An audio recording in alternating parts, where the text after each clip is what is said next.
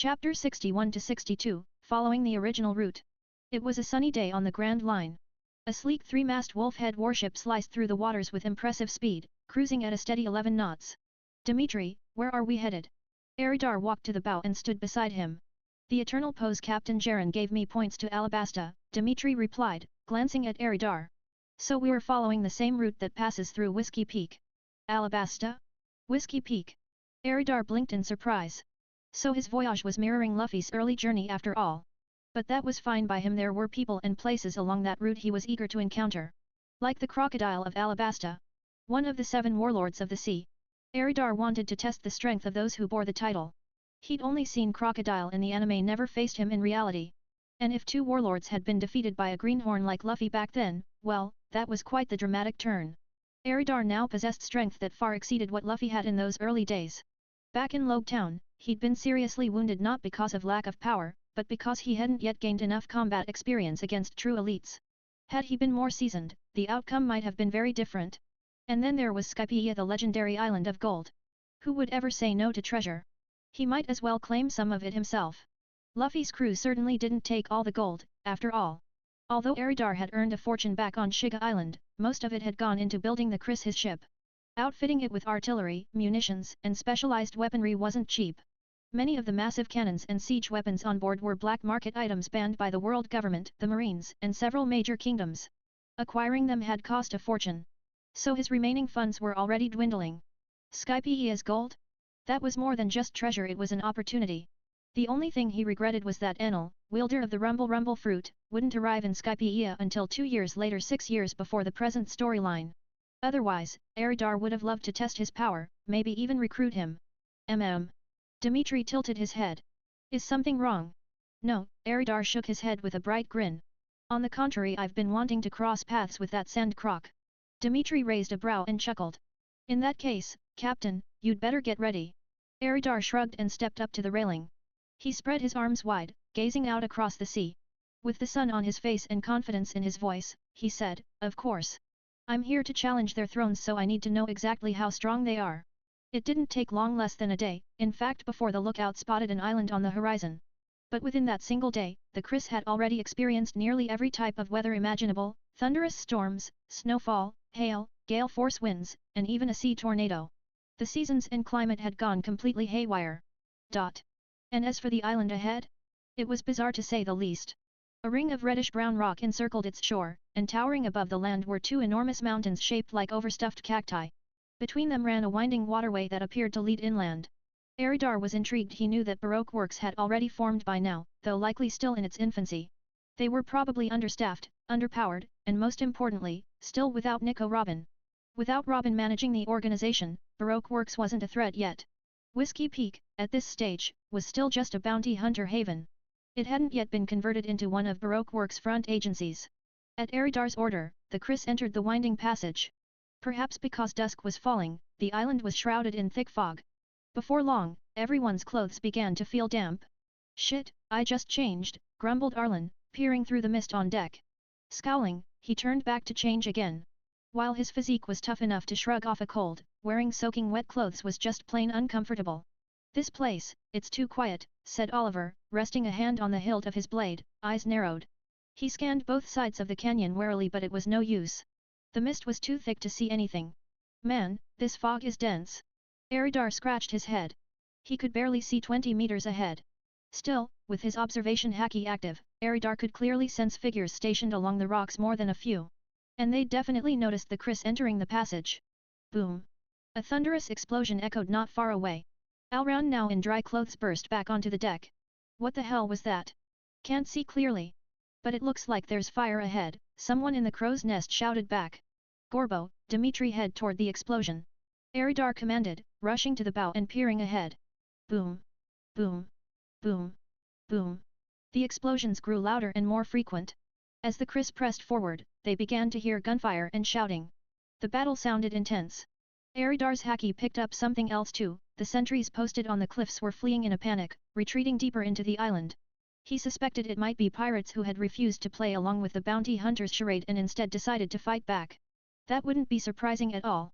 Eridar ordered everyone to prepare for combat. The ship's cannon crews threw off the covers, and the lower gun deck's hatches were opened, waterproof seals pulled back to ready the heavy artillery.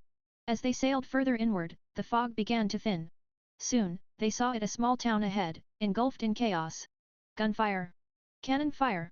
Flames licking the rooftops. Curses, screams, battle cries all clearly audible. That ship.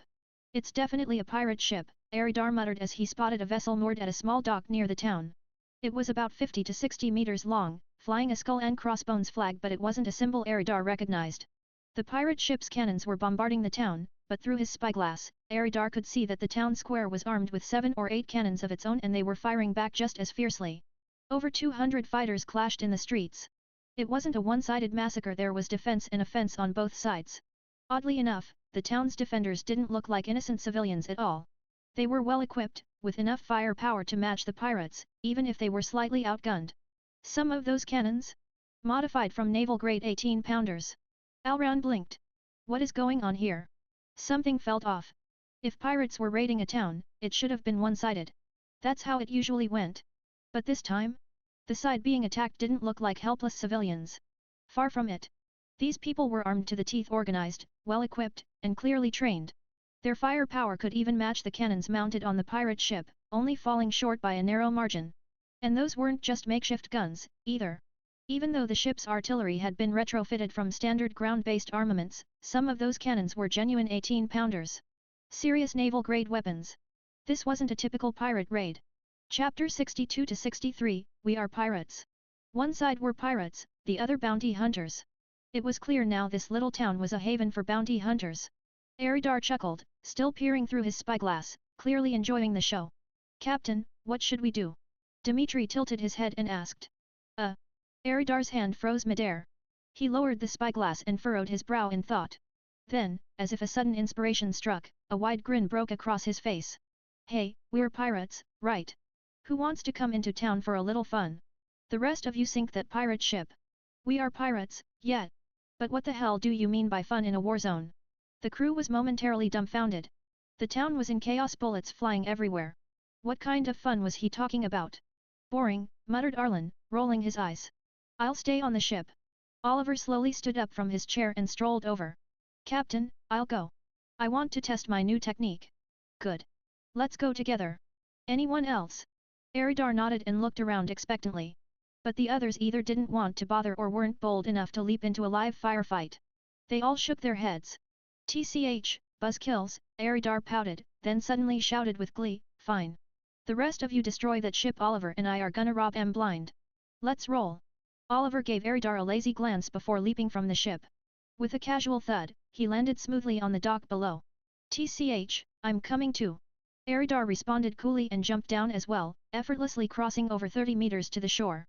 And just like that, the two strolled leisurely toward the town, as if they were heading off on vacation, not a robbery and potential bloodbath.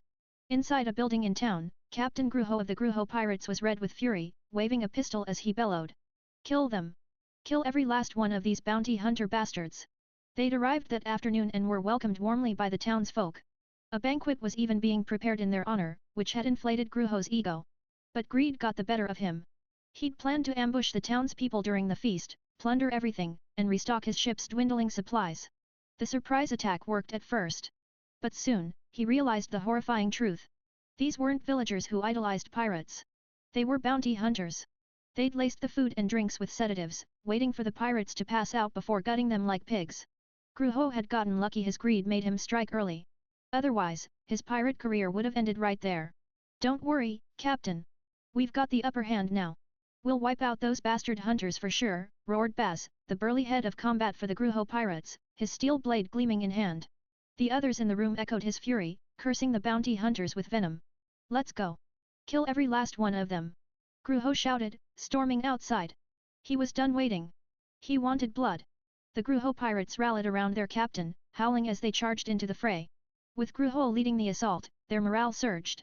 The bounty hunters, caught off guard, began to falter. Meanwhile, Gruho's first mate, Bunoji, spotted two unfamiliar figures casually strolling into the battlefield. One had twin swords still sheathed. The other carried no visible weapons at all. Bunoji frowned.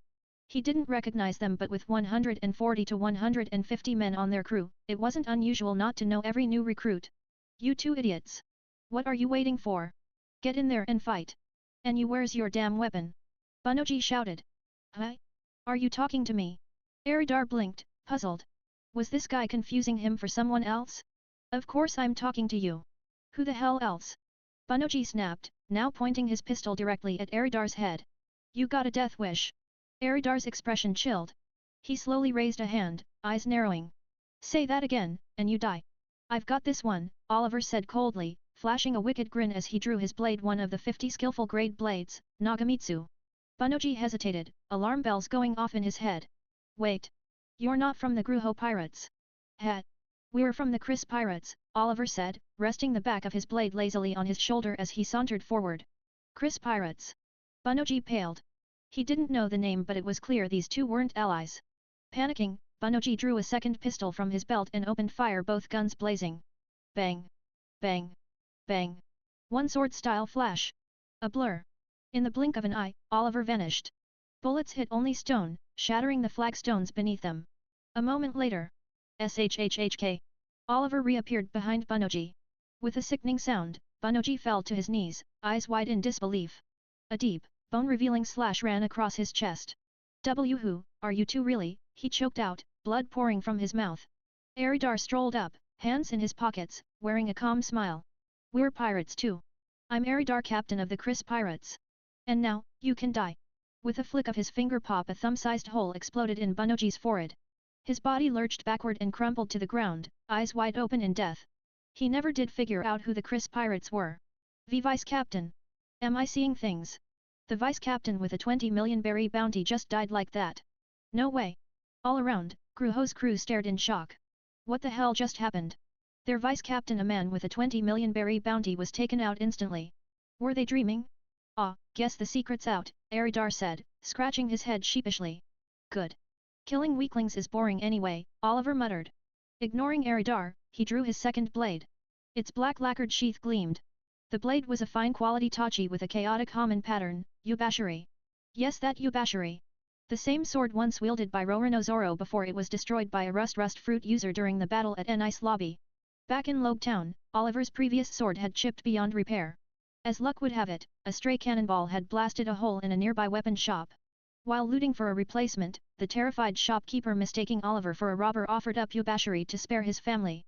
Oliver, never intending to kill anyone, accepted the sword with a nod and left peacefully. When Eridar later realized what sword Oliver had picked up, he was dumbfounded. But eventually, he came around. After all, Yubashiri had been destroyed, and Zoro later acquired an even stronger black blade Shusui. So now, in Oliver's hands, Yubashiri had found new purpose. A worthy blade, for a worthy swordsman. Chapter 63-64, We Don't Accept Surrenders. Hey, Oliver, wanna see who racks up the higher body count? Grinning as he glanced around, Eridar called out to Oliver with a glint of mischief in his eyes. Do I look like an idiot to you? Oliver shot him a deadpan look. You're way stronger than me. One impact wave from you wipes out a whole squad. What's the point in even trying? That's just asking to get humiliated. Didn't the vice captain used to brag all the time? Said he could take out pirates with bounties of 30-40 million berries. Yeah, so why'd he go down so fast? Let's avenge him. Kill them both. There's only 2 of them, we've got the numbers. Everyone, attack together. Right. All together now. They were stunned, sure, that their vice captain had been killed so quickly, but most of them had barely seen the real horrors of the Grand Line. They still clung to the idea that sheer numbers meant victory. Maybe their vice captain hadn't been bluffing after all, maybe he really could take down pirates with 30 or 40 million bounties. But the ones who killed him weren't some low-tier wanted men. They were monsters with far higher bounties.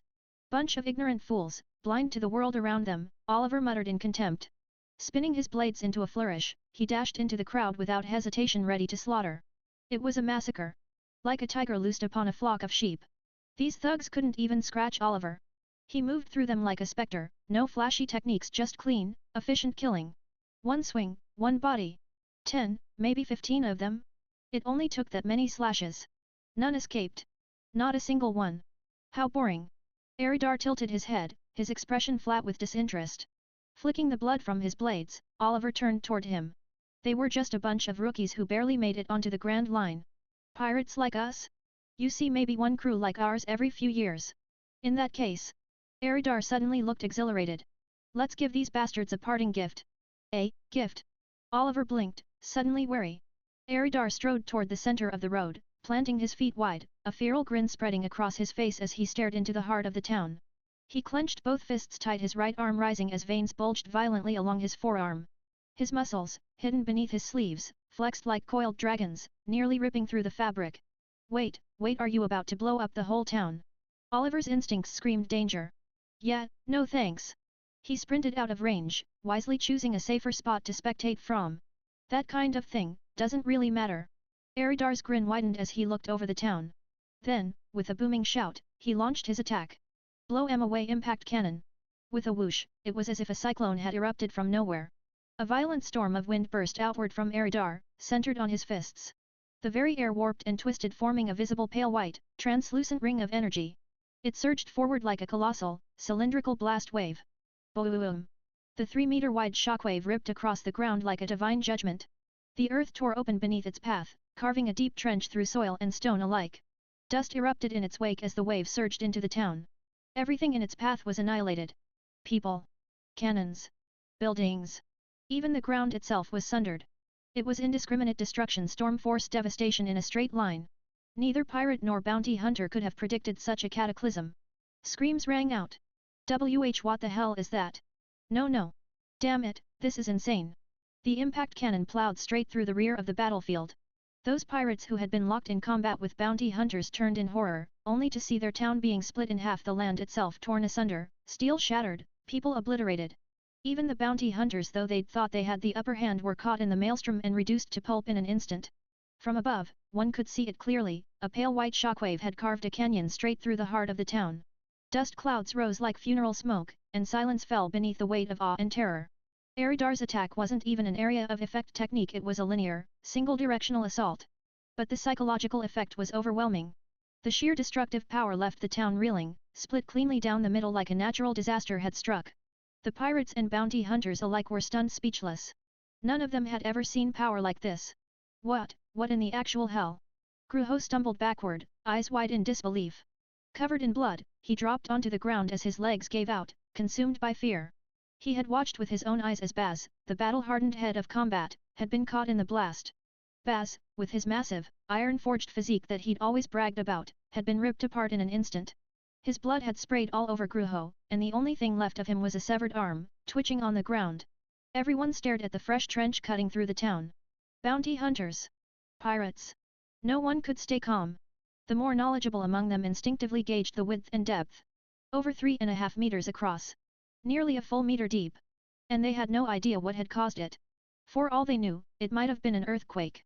Or some twisted divine punishment. Thud, thud, thud, thud.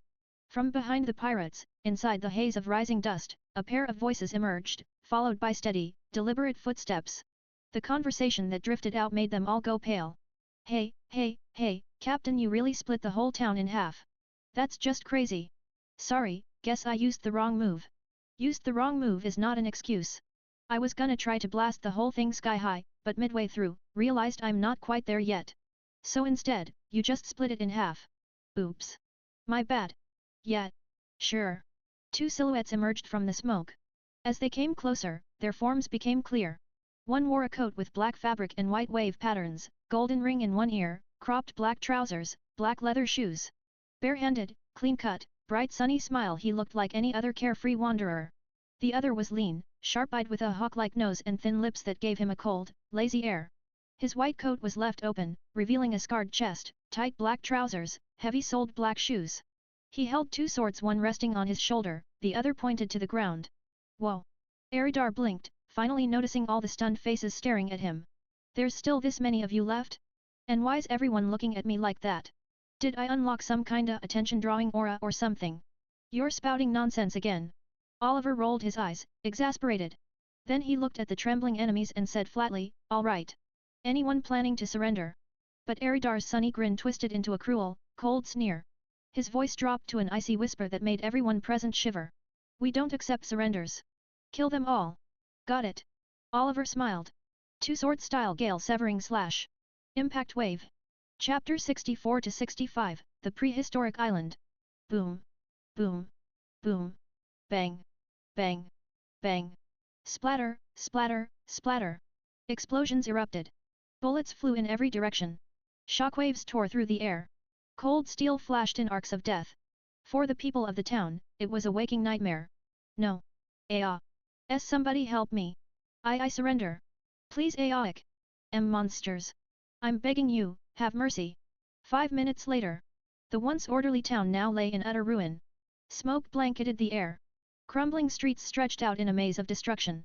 Hardly a single building had survived intact. Mangled bodies, pirates and bounty hunters alike littered the streets in grotesque disarray. Scars from the battle riddled the land. The ground was torn with deep fissures. Rubble and collapsed buildings filled the horizon.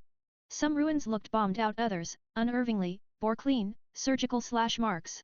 Next to a half-demolished building on the east side of town, Eridar leisurely wiped blood from his hands using a crisp white handkerchief.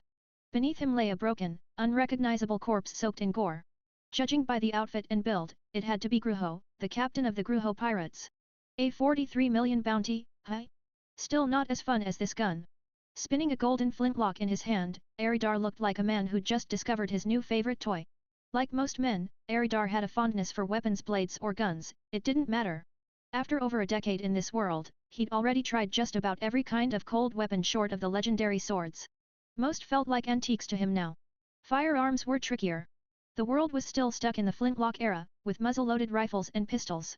Most were single-shot. A few were multi-barrel, but reloading was a slow, annoying mess. Eridar had always dreamed of a showy, multi-shot flintlock to match his nostalgia-tinged aesthetic. The best he'd found were double barrels until now. This elegant, golden flintlock pistol was a thing of beauty. 4-round capacity, 15.2 mm caliber, 36.7 cm barrel, 1.86 kg unloaded, and 18.4 G bullets. It wasn't just a weapon, it was a collector's masterpiece. From that moment, Eridar made up his mind. I'm gonna collect these. Rare, stylish flintlocks, anything with at least 3 rounds, elegant craftsmanship, and some serious visual flair. Ivory handles? Hell yes. Nice gun, said Oliver, strolling over with his 2 blood-drenched swords Nagamitsu and Urabashi gleaming red in the moonlight. Pretty damn cool. Eridar looked up with a grin. Hey, Oliver.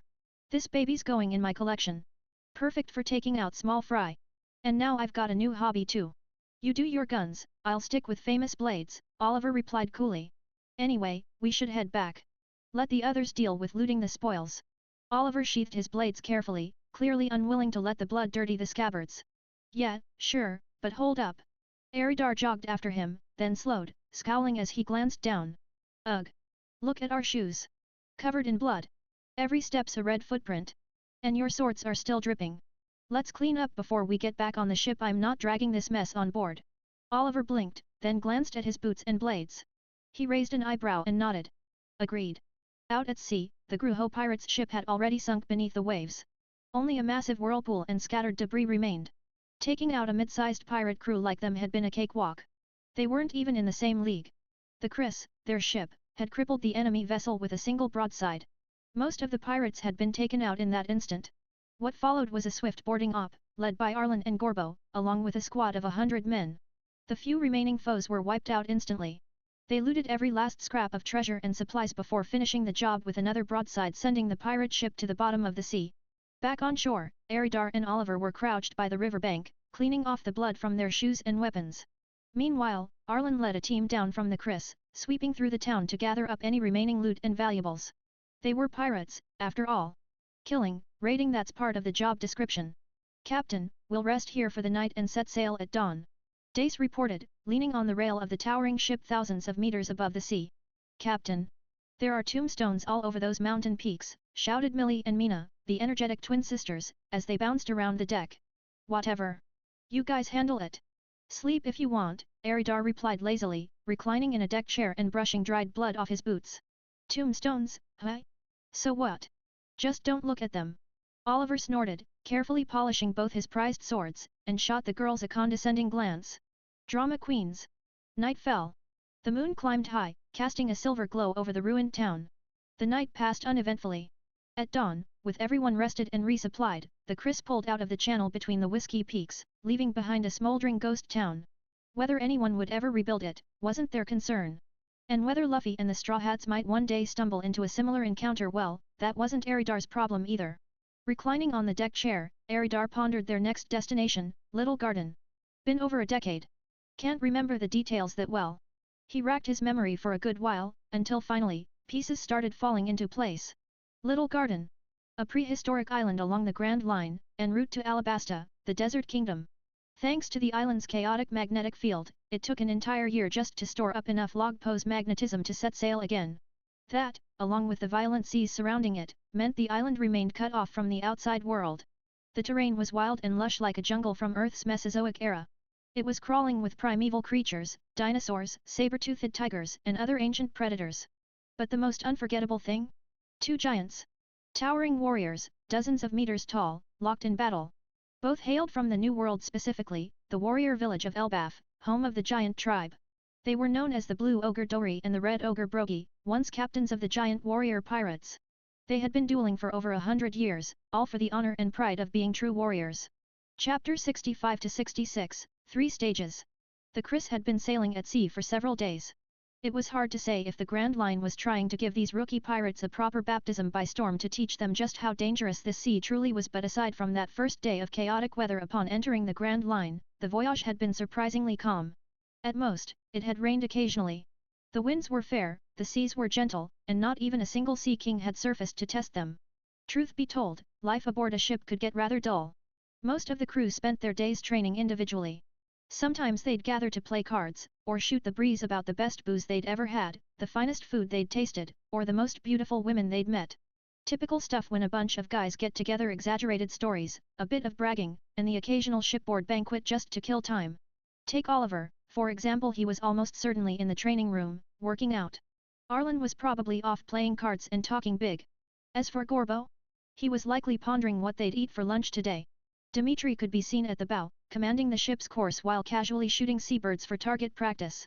Then there were Millie and Mina, the twin girls who had recently become obsessed with drawing mazes, challenging each other with increasingly complicated labyrinths to solve. No doubt they were in their room, giggling and lost in the game. Aridar wasn't like the others. As captain, he naturally had the twin sisters to comfort him through the lonely nights. During the day, however, he devoted most of his time to rigorous training, a habit born from surviving the brutal conditions of Kuko's island. Without that harsh training regimen, he wouldn't have the strength he possessed now. In the world of One Piece, hand-to-hand combat wasn't something to scoff at. There were real techniques behind those monstrous feats of strength, like how some of the strongest warriors used methods to circulate their life force and blood, or how the Six Power style trained the body to perform the impossible. You really think just lifting weights can make someone swing air blades or create shockwaves with their punches? This wasn't Dragon Ball, but even that world had its own methods of ki cultivation. Physical training was just one step in harnessing true energy. One Piece had its own logic. Their martial training resembled traditional Eastern martial arts, channeling inner vitality, commanding every fiber of muscle to direct explosive force into a single point. And Aridar's impact fruit? That ability was no joke. But to truly wield it, he needed a body that could take the strain. Physical strength was the foundation. Even a Logia-type devil fruit would be useless without a powerful body, let alone a paramecia like the impact fruit that devoured stamina like wildfire. Look at Trafalgar Law. In the original story, his op fruit was insanely strong. He could create a room to manipulate objects and people at will, slicing without blood, teleporting, even swapping personalities. And yet, during the battle with Don Quixote da Flamingo, Law was nearly killed from exhaustion. Sure, strategy played a part, but had his stamina and endurance been higher, he wouldn't have needed all those gambits in the first place. Or take Admiral Sakazuki, better known as Akainu. His magma fruit made him one of the most fearsome Logia users in the series. But when he clashed with Whitebeard, the strongest of the 4 emperors, he still got the crap kicked out of him. Whitebeard's tremor fruit sent him crashing deep into the earth. Had Akainu not possessed a monster's physique, he'd have been reduced to ash. Whitebeard's title as the man who could destroy the world wasn't just hype. The same went for Aridar's impact fruit. It drained stamina like mad. That's why Aridar never let up on physical training. As a man from the modern world blessed with such a powerful ability, Aridar had envisioned countless ways to apply it. The scope of impact force was massive. It covered everything from a fist strike to a meteor crashing into the earth. The scale varied, but the principle was pure, explosive power. That made it an incredibly versatile ability. Aridar divided the impact fruit's power into 3 stages. First stage, direct contact impact. He could unleash impact force only through physical contact. To hit someone, he had to actually strike them or an object. The stronger his body, the greater the power he could exert. At the peak of this stage, he could release multiple layers of force in an instant, similar to the stacked strikes seen in martial arts stories. Second stage, projected impact. This was where the impact force began to project outward. He could release shockwaves through the air, striking enemies at a distance by punching the space around them. This too required immense strength and endurance. Aridar had currently reached this level. In the late stages, the force could erupt from his body without even a punch. Just a flick of the hand could send out devastating shockwaves, like how Fleet Admiral Sengoku could do with his Buddha shockwave. Third stage, awakening, theoretical. This stage remained purely theoretical, an ideal Aridar was still chasing. He believed it represented the fruit's awakened state. In this form, impact force could be released from any part of his body, at will, repeatedly. His body would essentially become an auto-repulsion engine. Anything that touched him would be blown away by backlash. Maybe he could even absorb the force of enemy attacks and amplify it into counterblasts, or use it to strengthen his own stamina. If he reached this level, Aridar would become immune to all physical damage, a walking nightmare for close combat fighters. Of course, that sort of power was still a long way off. After all, Aridar had started out as an ordinary guy. He didn't have the talent of someone like Luffy. He had to take things one step at a time. He wasn't a prodigy who could just train for 2 years and come out matching a warlord. Everything Aridar had achieved was thanks to the impact fruit, and a modern mind full of creative theory. Compared to Luffy, who in canon became a powerhouse at just 19 years old, his Gear 4 able to go toe-to-toe with a Navy Admiral, Aridar was already 20 and still only barely at the level of an elite Vice Admiral. Worse still, his inexperience nearly got him killed in a fight against 2 Rear Admirals. Just thinking about it was embarrassing. Fortunately, Aridar had arrived in this world earlier than most. Otherwise, if he'd debuted alongside the rest of the supernovas, you really think he could compete? He wasn't some genius, special forces vet, or elite assassin. Back in middle school, Aridar had always scored at the bottom of his class, dead last or second to last. Sure, his class was one of the top ranked in a school of 13, but aside from English and history, he flunked nearly every subject. You think a guy like that was born with some divine gift? Chapter 66-67, Landing on Little Garden. By the third day, the weather had cleared. Not a cloud in the sky, the horizon stretched sharp and crisp beneath the blazing sun. And on that distant line, the silhouette of an island came into view, the island known in legend as Little Garden. So that's the infamous Little Garden? What a lush, green island, Dimitri murmured at the bow, peering through his telescope at the dense forests ahead. Little Garden? That's such a weird name, Oliver muttered, brow furrowed. Curious, Arlen stepped up with a teacup in hand. Hey, why is it called that? Some kind of story behind it? No idea, Dimitri shook his head. But then his tone shifted, laced with intrigue. But rumor has it the island is home to giants. Giants? Oliver and Arlen exchanged puzzled looks. Like, the kind that are tens of meters tall? You serious? Dimitri gave a noncommittal shrug. That's what the rumors say. Do creatures like that really exist? Arlen asked in disbelief. If they do, how many slashes would I need to bring one down? Oliver flexed an empty hand and pantomimed a swing. Step. Step. Step. Step. How ignorant, came a voice from the stairwell, accompanied by the clack of leather shoes. Shirtless, Aridar strode up to the deck with the swagger of someone who clearly knew too much. The Marines have vice admirals who are giants. If fishmen have 10 times the strength of a human, then giants? They've got dozens of times more. TCH. There he goes again, pretending he knows everything, Arlen scoffed, arms crossed. Aridar stopped and blinked at Oliver. Do I? Arlen, tisk. Oliver. Bonk. Ow. That hurt. Quit making that creepy face. Arlen barked, rubbing his twitching temple and cracking his knuckles. It was a joke. Was that punch really necessary? Aridar whimpered, crouching down and clutching the bump forming on his head. While the group bickered, the Chris neared Little Garden. From a distance, the island was a lush green blur. Up close, it remained a jungle of towering trees. The ship followed a river cutting into the island's interior, the trees growing larger the deeper they went. Some reached several dozen meters tall, forming a canopy so thick it swallowed the sunlight. Strange and unfamiliar plants sprouted all around. Beastly roars echoed from deep within, some familiar, likely lions or tigers. Others, less so, perhaps creatures from a more ancient time. Hey, Dimitri, find a place to anchor. We're going exploring, Aridar clapped a hand on Dimitri's shoulder. And maybe track down those giants, Oliver chimed in. Before long, they found a bend in the river suitable for docking. They dropped anchor, furled the sails, and tied the ropes haphazardly around a massive tree trunk before disembarking. Clear the brush, Arlen instructed the crew after a quick scan of the area. We'll set up a temporary camp here. This island's no joke, Aridar warned, face uncharacteristically serious. Anyone who's not an officer don't wander. It's too dangerous. If you're heading out, go in a group of at least 20. Otherwise, stay in camp. That's an order. Gorbo looked around suspiciously, muttering under his breath. Dangerous? Doesn't look that bad. And then, Ruoar. The ground shook. Birds burst from the trees in chaotic flocks. A massive head emerged from the jungle, jaws wide and menacing. Brown, beast-like eyes locked onto the group at the riverbank. And then the rest of its hulking body lumbered out. Everyone stared at it. Big eyes met bigger eyes. Gulp. This has to be a dream. Monster. I'm seeing things, right? That's a dinosaur? They're real. A Tyrannosaurus Rex. Aridar gasped, tilting his head in awe at the towering beast before them. It's the first time I've seen one up close. I've always wanted to touch one. Truthfully, Aridar had been fascinated by dinosaurs as a kid. He'd watched Jurassic Park 100 times, collected plastic dinosaur figures, though he ended up dismantling most of them out of curiosity. Roar! The T-Rex lunged suddenly, snapping its massive jaws toward the nearest person. Wham! The sound was like a hammer hitting thick hide. A jet-black foot slammed into the creature's face, its skull visibly caving in under the impact. Boom boom boom! The sheer force sent the monster flying back several meters before it crashed to the ground, skidding through trees and brush, crushing everything in its path. It didn't get back up.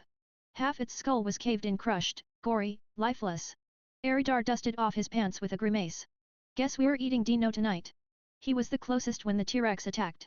He'd been admiring the creature, thinking about touching it when it suddenly lunged. Instinct kicked in. One armament haki-imbued kick later, it was dead. He turned to the others, expression dark. You see that? This place is not safe. Who wants to come with me? Ah. Captain, I'll go clear more brush. I'll help with the camp. I'll start setting up the tents. I'll gather firewood. In an instant, aside from Arlen and the others, the rest of the crew all seemed to suddenly discover how busy they were. Not a single one volunteered to explore deeper. You guys coming with me? Aridar asked. I'll stay back and keep these guys in line, Gorbo replied, heading back to the Chris. And prep lunch and dinner while I'm at it. Bring back more of that for meat. We'll pass. Millie and Mina both waved frantically. They were strong enough to hold their own against pirates or marines, sure, but against dinosaurs with armor-thick hides? That was a hard no. Who knew what even worse monsters might lurk deeper in the jungle? Okay. Oliver casually stepped into the forest. No complaints here, Arlen added, cracking his knuckles. And so, Aridar, Arlen, Oliver, and one more set off into the wilds of Little Garden. Chapter 67-68, Giants. The jungle was dense with ancient trees towering skyward, their massive canopies blotting out the sun. Whether they'd been growing for centuries or even longer was impossible to say. Thorns and brambles carpeted the forest floor, wild grass tangled with the thick undergrowth. Dry leaves piled up in layers, while old vines coiled like serpents, hiding dangers that might strike without warning. In the distance, barren, jagged mountains rose into view. Snap! A dead branch cracked underfoot. Oliver, scowling, led the group with his katana drawn. Right behind him, Aridar followed with a small pack slung over his shoulders, trailed by Dimitri and Arlen. Aridar, I swear I'll cut you down one day. You made me use my sword as a damn weed whacker. Oliver growled, slashing away a clump of underbrush with seething fury. Aridar rolled his eyes with a lazy sneer. Oh, come on, don't be so petty. You're the only one here with a real sword. Dimitri has a blade too. Oliver barked, swinging his katana hard enough to carve a deep gash into the earth, slicing through several plants.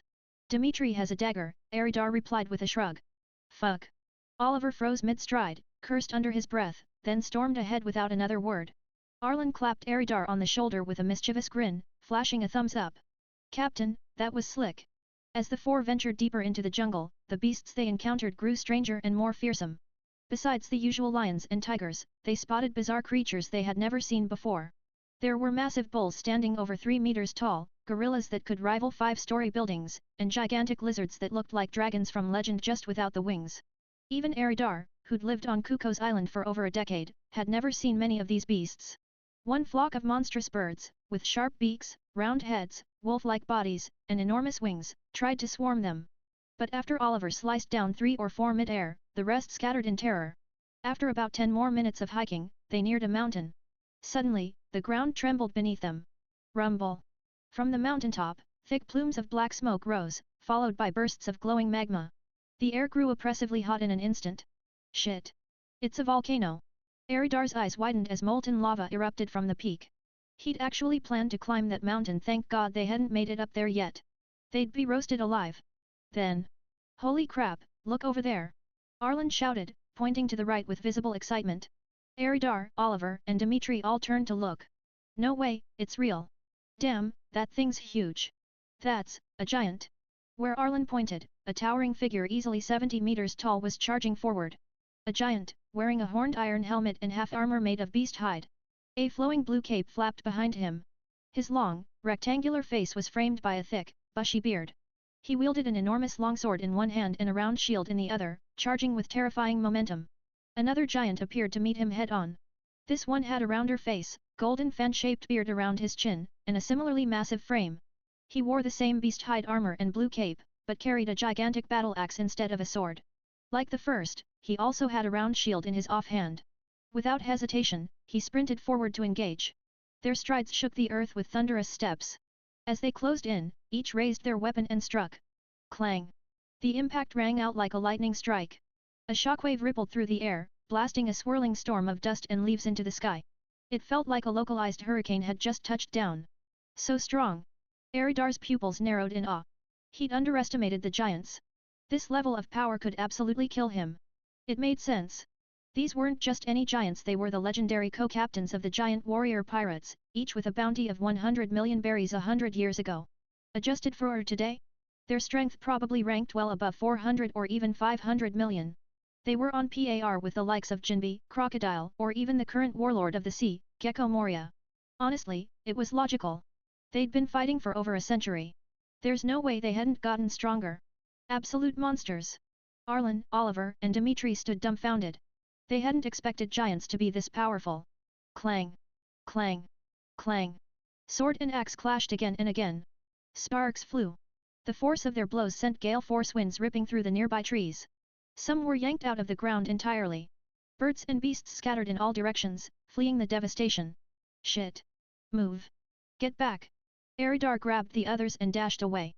The shockwaves were growing in intensity, and though they could survive the periphery, getting caught in the center of those blasts would be a death sentence, especially before the giants finished their duel. They ran, retracing their steps as fast as they could. Are all giants that strong? Arlen asked, panting with wide eyes as he sprinted. That size, how long would I have to keep chopping? Oliver muttered, still glancing nervously over his shoulder. Terrifying, Dimitri breathed, clearly shaken. Eridar, leading the pack, finally spoke. Not all of them. But I know those two. You know them. Arlen and Oliver blurted out in unison, startled. Even Dimitri looked surprised. Eridar gave them a sidelong glance, tone serious now. That's Blue Ogre Dori and Red Ogre Brogi. Co-captains of the giant warrior pirates, about 100 years ago. Each had a bounty of 100 million berries. The giant warrior pirates. Giants really do live forever. Wait, they had bounties that high 100 years ago. All three were stunned.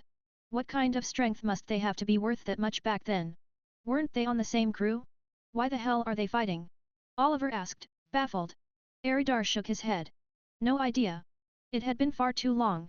Details like that just didn't stick. Clay-ah! Another deafening impact echoed like a cannon blast from the heavens. The resulting shockwave swept across the forest like a typhoon, flattening everything in its path before slowly fading. Gajia. Another tie. Gaba. That makes 64,707. The four stopped running. The booming laughter behind them signaled the clash had reached its usual conclusion. They all breathed a little easier. Giants had their perks, especially when it came to raw power. Even with the full might of the impact fruit, Eridar knew he could only trade a few blows with Dori or Brogi at best. Any longer and he'd get crushed. He was definitely a 3-second hero against either of them. Over 64,000 draws. What kind of grudge lasts that long? Arlen muttered in disbelief. Don't ask me, Oliver grunted. Maybe it's a warrior's pride, Dimitri offered with a shrug. The giants are said to be the bravest fighters alive. Who cares why? Eridar snapped. What I know is I'm not going near them. I can't take them one-on-one, let alone both. With that, he turned on his heel and led the group in a new direction. Chapter 68-69, this is the only place they could have come. Boom. A massive tiger went flying through the air before crashing hard into an open clearing. The impact shook the ground, and the beast, easily 3 to 4 meters long, lay still, its skull crushed, dead on the spot. All right, now that we've seen the wonders of this place, it's time to head back. Eridar relaxed his fist and walked over, grabbing the tiger by its tail. With casual strength, he began dragging it along. This pelt will make a fine rug for my quarters. Captain, aren't you gonna meet those two giants? From the forest's edge emerged Arlen, dragging the carcass of a massive wolf with a wolf's head for its own. He couldn't understand why Eridar had no interest in the two giants they'd spotted earlier. What's there to see? Eridar scoffed. Two guys brawling endlessly over gods know what, beating each other bloody while ignoring their own crew? No thanks. He yanked the tiger's tail and stepped in front of Arlen, asking, where are Oliver and Dimitri? Eridar thought about it for a long moment, finally recalling why Dori and Brogi were still fighting here. 100 years ago, they each caught a sea king. A curious little girl once asked which one was bigger, and the question sparked a heated debate. They'd decided to settle it with a duel, one that's now lasted a full century with no winner. All that over a stupid question, they abandoned their entire crew for it. Eridar's expression hardened. The giant warrior pirates shattered, one of their brothers tricked into becoming a government lapdog, it's disgraceful. Maybe it was something big. Arlen shrugged. Anyway, Oliver and Dimitri went to see the giants. TCH. Of course they did. Whatever. Still dragging the tiger, Eridar turned and waved a hand dismissively. Later, take some booze to them. Say it's from me. Got it. Arlen nodded and followed close behind, pulling along two giant wolves by the legs. Together, they passed through the forest and reached a river. The current carried downstream, and they followed it. Within 20 minutes, the two men had returned to where the Chris was moored. By now, the crew had set up a fully functional camp. Weeds and trees had been cleared, more than a dozen tents pitched. At the center, a massive bonfire pit had been rigged with a giant cooking pot. A savory aroma filled the air. Meat stew, unmistakably, and judging from the nearby dismembered T-Rex carcass, the stew's main ingredient was none other than dinosaur. Captain's back. First mate, sir. Captain. You bagged a tiger, gonna soak the balls in liquor. Save us a sip if you do, Captain. As soon as they saw Eridar and Arlen dragging in fresh kills, the crew burst into warm greetings and wild banter. Ha ha ha, sure, everyone gets a share if it turns out good. Eridar tossed the tiger carcass down near the fire pit, laughing heartily. By the fire, Gorbo looked up from his seat, then calmly lowered his gaze again. Where are the other two? Arlen let the wolves drop with a thud. Went to see the giants. Giants? Gorbo shot up, eyes wide. The rumors were true. Two giants in a death match, Eridar nodded. The scale is insane. But they're far from camp, somewhere near the island's center. Captain Gorbo. Bad news. A sudden, urgent voice shouted from the forest. Several crew members, weapons drawn, came sprinting into the camp. What's going on? Eridar and Gorbo jumped to their feet. Arlen strode quickly to the front, grabbing the lead sailor by the arm. Pierre, calm down. What happened? Gorbo recognized the sharp-chinned man. It was one of his own team. Captain. First mate. Commander Gorbo. It's the Navy. Pierre pointed upstream along the river, the very direction from which Eridar's group had entered. We spotted two third-rate Navy warships moored upriver, hundreds of them. Our men are keeping watch now. Hearing this, Eridar's expression tightened. The Navy? What the hell are they doing here? There must be something or someone on this island thereafter, Arlen muttered, narrowing his eyes.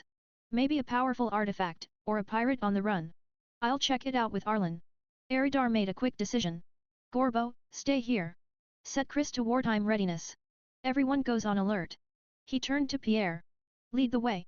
Understood, Captain. This way. Pierre took off at a run, with Eridar and Arlen right behind. As the three left camp, the rest of the crew sprang into action. Scouts were dispatched to the perimeter. Makeshift barricades went up. Traps were laid, and others rushed back to the Chris, uncovering the cannons and prepping the ammunition crates. On board the ship, Millie and Mina rushed out of their cabin, blinking in confusion at the sudden commotion. What's happening? Upstream, about a kilometer away, the river widened into a broad stretch flanked by steep 12-meter embankments. Two marine warships, each over 80 meters long, were anchored along the shore. Ropes lashed them to massive trees, anchors dropped and gangplanks extended to dry land. Hundreds of marine soldiers were disembarking. The shore bustled as they quickly cleared a makeshift staging ground. At the center of the clearing stood two officers in justice cloaks. Behind them were another 5 or 6 similarly garbed officers. The first, standing at the front, had chiseled features and a statuesque 2-meter frame. He wore a sharply tailored black and silver suit with matching shoes, spotless and formal. This was Commodore Solos Cray of Marine Headquarters. The second officer, far more casual, wore a loose forest green shirt and matching cropped trousers. A justice cloak draped over his shoulders. A katana was strapped diagonally across his back. His pale skin contrasted with the black sunglasses that obscured half his face. He wore brown flip-flops. He was Captain Aaron Waz, of G9 Fortress. Are you certain your G9 intel pointed to this island? Commodore Cray asked, his tone razor-sharp as his gaze swept across the forest before them. Captain Waz scratched his head and licked his dry lips. Should be this one. Their ship was wrecked by our main fleet. They might have barely made it this far if at all. But they had small boats. It's not impossible. Then this is it. Cray smirked faintly. The nearest island from here is at least 2 days away. Even if they were desperate, even if they had to crawl ashore, this was their only option. Chapter 69-70, Allow me to introduce myself. Commodore Cray swept his gaze across the dense jungle once more, brows drawn into a sharp furrow. He turned and issued brisk orders to the officers behind him. Each of you take a squad of soldiers. Split up and search. There aren't many of them. He paused, then added with a warning tone. But be careful. Intelligence on this island suggests it's a primordial zone. There are still beasts from the ancient era. Captain Waz adjusted the dark sunglasses covering half his face and yawned lazily. Rumor has it there are giants here. Whether that's true or not, we should move in groups of at least 30 to 50. Hi. The officers standing behind Commodore Cray and Captain Waz all bowed in response. Then, each led their own men into the dense forest to begin their sweep inland. In an instant, the once busy shore was nearly deserted. Only about 100 Marines remained stationed on the 2 docked battleships, with a dozen others patrolling the shoreline. That left just Cray and Waz standing alone on the beach. Warlaw, what do you think the Marines are doing on this godforsaken island? Who knows? Maybe they're here for some juicy dinosaur meat. TCH, is food all you ever think about? Okay, fine, then maybe it's for the dino hides. Idiot. Can you try using that brain of yours for once? Hey, that's assuming he has one. Somewhere deeper in the jungle, a broad-shouldered man crouched in the brush, peering through a pair of binoculars as he watched the Marine's movements from afar. Behind him, hidden amid tall grass and rocks, a dozen others lay in wait. Their whispered chatter passed between them in hushed tones. Their clothes were mismatched, and their appearances even more peculiar. Not exactly ugly, but, when grouped together, they gave off an undeniably bizarre vibe. What are the Marines up to? At that moment, another group arrived led by Pierre of Gorbeau's 3rd Division, accompanied by Eridar and the others. They, too, crouched into the foliage and raised their binoculars. Captain, first mate. The Marines split into 5 or 6 teams and disappeared into the jungle. Seems like they're searching for something. Captain, I suggested maybe they're here for tasty dino meat, but nobody agreed with me. Idiot. Shut up. Eridar and Arlen both facepalmed at their team's banter. Still, they got the intel they came for. Ever since arriving in the world of One Piece, Eridar had treated it as a real world, no different from his own. But now watching this circus unfold he was struck with a strange, jarring clarity. This was a 2D world. A world where any kind of lunatic could exist. A full-blown anime madhouse. Back at the beach, with the lower-ranked officers gone and boredom settling in, Captain Waz tilted his head toward Cray and struck up a conversation. So Cray, I heard you were part of the Grand Fleet expedition. How was the new world? Fun. Cray's brow lifted as he turned to look at Waz. His voice was cold when he finally spoke. Is that what you think justice is? Ugh, okay, fine. My bad. Waz waved him off with a resigned chuckle, then smirked as he jabbed, oh no, my mistake, Commodore Cray. Guess someone got a promotion out of it. Cray's expression didn't change, but his fists clenched tightly at his sides. Our 3rd Fleet encountered Jack the Drought, one of the 3 All-Stars under Kaido of the Beasts. It was brutal. Our ship was sunk. Of the 763 Marines on board, fewer than 10 survived. Though his voice was level, his hands told a different story, shaking slightly, knuckles white. I thought Admiral Aokiji was in command of the 3rd Fleet. Waz muttered, scratching his head. Jack, yeah, he's captain of the Mammoth, right? One of Kaido's top dogs. Figures. That bastard's insane. Cray's face darkened at the mention of Jack. He knew damn well the other 2 fleets were nearby, but he still launched a suicidal assault. We were caught completely off guard. If Admiral Aokiji hadn't stepped in to hold him off, it would have been a total massacre. So, you got injured and pulled back. Waz guessed. Yeah. The wounds weren't fatal, but with my entire unit practically wiped out, I was reassigned to assist the sweep fleet in rooting out pirates in the first half of the Grand Line. Cray's normally stone-hewn face sagged with weariness. To think even the Grand Fleet, the force that puts Buster Calls to shame, took such a beating in just 6 months, Waz muttered, frowning deeply behind his sunglasses. The 4 emperors have grown too powerful, too quickly, Cray said, sighing. Add in the old monsters like the Vinsmoke family, the Hapo Navy, Patrick Redfield, the Revolutionary Army's dragon, the lurking Golden Lion, and new powers like Guild Tesoro, it's a tidal wave of pirate strength.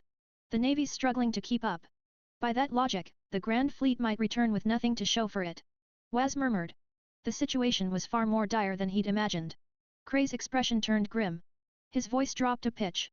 Admiral Kizaru, initially a backup, is now practically stationed full-time at G5 in the New World.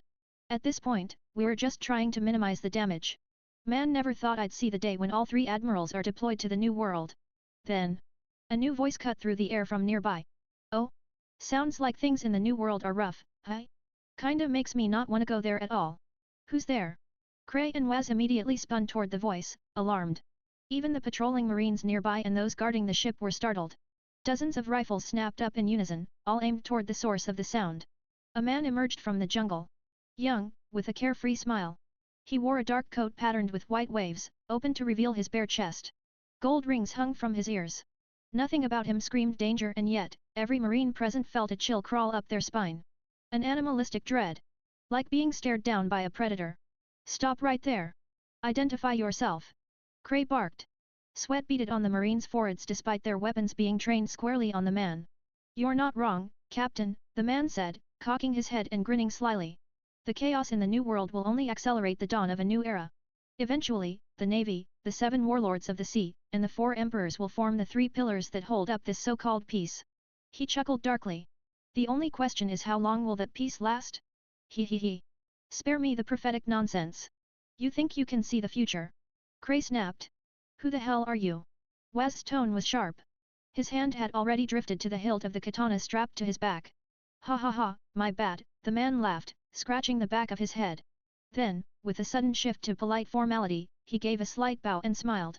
Allow me to introduce myself. I'm Chris T. Aridar. And yes. His eyes gleamed as he raised his head. I'm a pirate. Chapter 70-71, Clash with the Marines.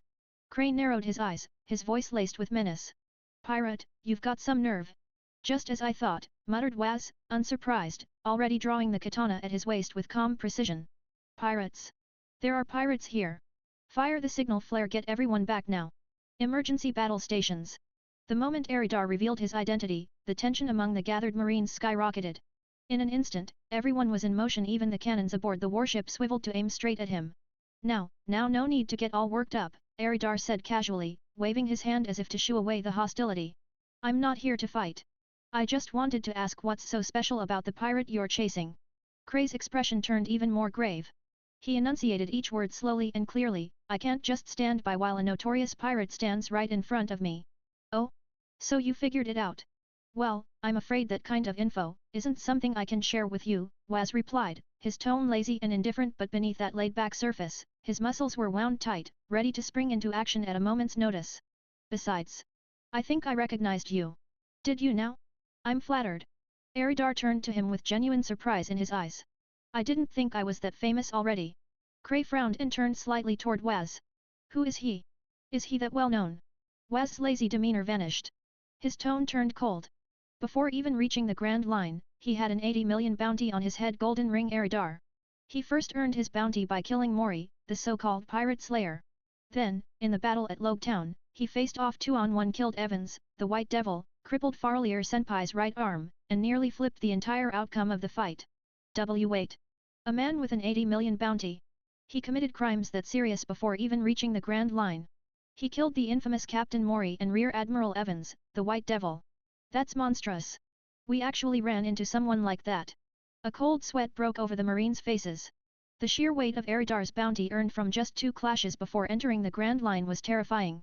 80 million, and he took down Mori and Evans, what a monster, Kray muttered, pupils shrinking in horror. He finally recognized the face that had dominated headlines half a year ago, a rising pirate who'd shaken the seas. He wasn't unfamiliar with power. After all, he'd fought in the New World for half a year.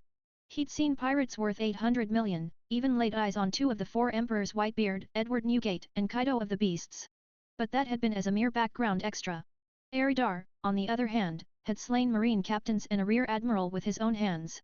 From what he'd seen so far, Aridar's strength already rivaled that of a marine headquarters vice admiral. He was out of Kray's league. You've finally made it to the Grand Line, huh? Waz stared daggers into Aridar and suddenly sneered. What is it? You finally healed up from last time.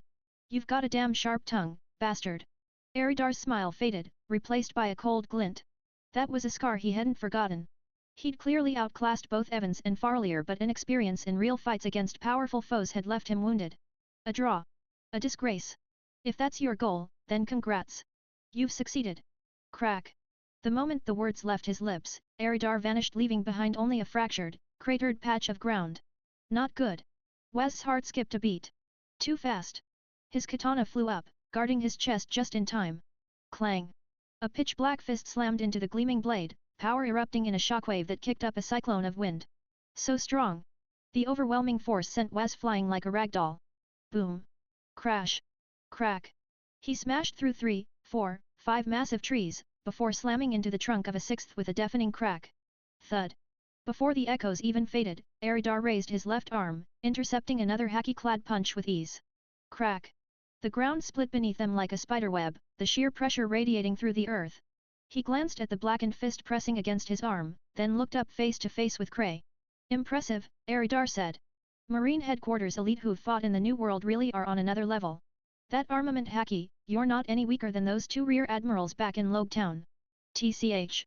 What insane observation and armament haki. Cray grimaced, his stone-carved face darkening. Hat. Eridar smirked, then with a whip of his arm, cast Cray's fist aside. His right fist, now fully hardened with haki, ripped through the air as it rocketed straight toward Wes. Boom. Cray managed to catch the punch with his own blackened palm, but the impact buried both of his feet deep into the dirt. He skidded back nearly 4 meters, dragging twin trenches in the ground. Damn it, that's strength. Blowurge. A second later, Eridar's left fist crashed into Cray's gut, sending a spray of blood from his mouth. His face twisted in pain, bloodshot eyes bulging. Get out of my way. Wham!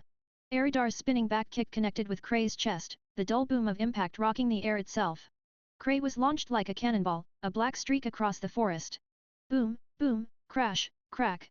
He smashed through tree after tree until finally, his body slammed into a massive boulder, embedding into it and leaving behind a shattered web of cracks. Captain Wes. Commodore Cray. And no way. One of the Marines, rifle trembling in hand, stared at the 2 downed officers in disbelief. Clang. I must be dreaming. His rifle dropped to the dirt as he collapsed, hands cradling his head, mumbling to himself like a broken record. This can't be real. Another soldier rubbed his eyes frantically, trying to wake himself up.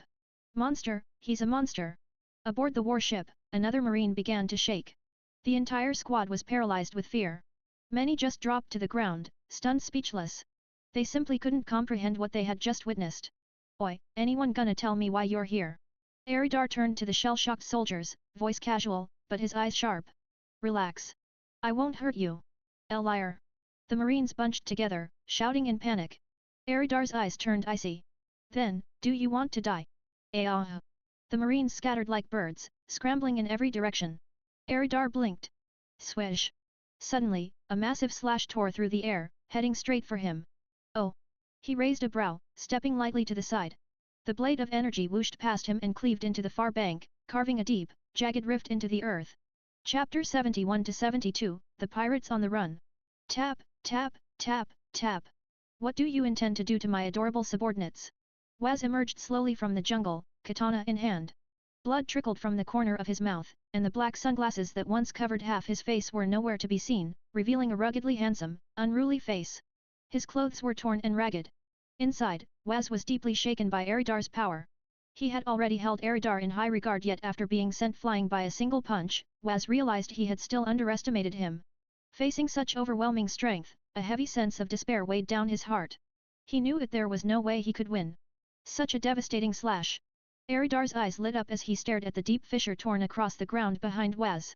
Turning back, he spoke with a hunter's gleam in his eye. I didn't think you were a swordsman too. Seems like the Navy's got some real monsters hidden away. You flatter me. I'm hardly worthy of being called a monster, Wes replied coolly, seeing that Eridar hadn't immediately attacked. He kept up the banter to buy time. Ha ha ha, modest too, hey.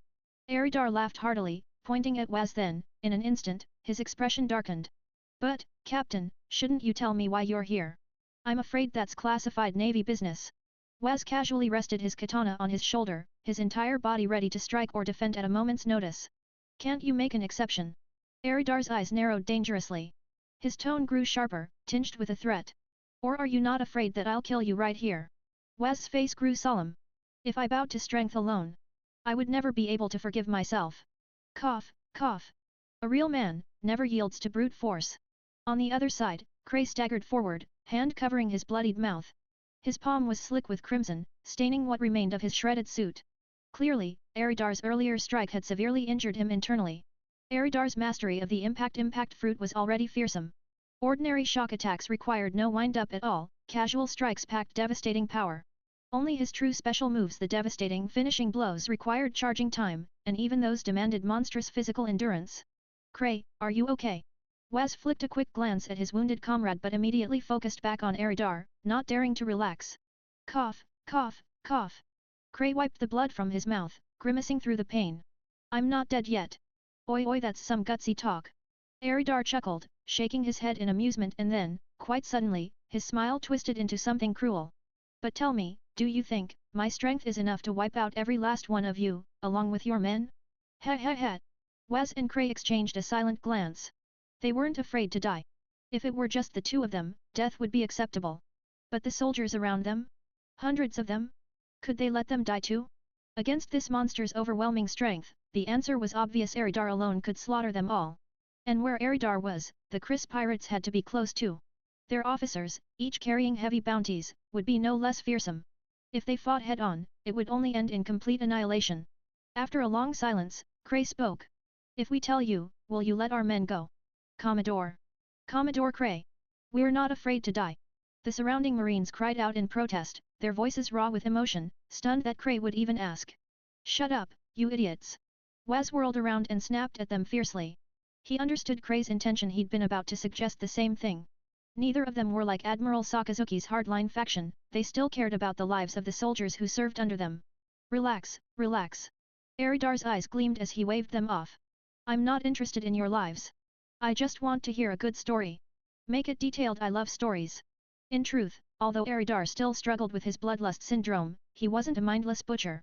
His true ambition was to become a warlord of the sea. Killing too many Marines would only jeopardize that plan. Cray sighed heavily, then sat down cross-legged on the ground. All right, here's how it is. There are 7 official sailing routes through the Grand Line. Once you pick one, you can't switch to another unless you have an eternal pose that points to a specific island on a different route. Yesterday, on a different route, one of our Navy strike fleets raided a pirate black market operating on an island. They seized a devil fruit, but the fruit was locked inside an iron box reinforced with sea stone, and the key had been thrown into the ocean. They couldn't open it.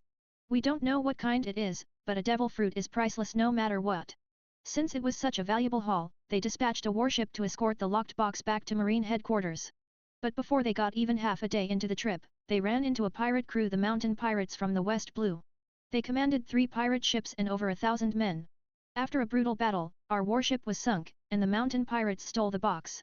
But before going under, the warship managed to send out an emergency signal to headquarters, nearby fortresses, and the nearest strike fleets. The mountain pirates were quickly intercepted. As the Navy prepared to recover the box, they managed to sink 2 of the enemy's ships. Just when they were closing in on the last one, a storm hit.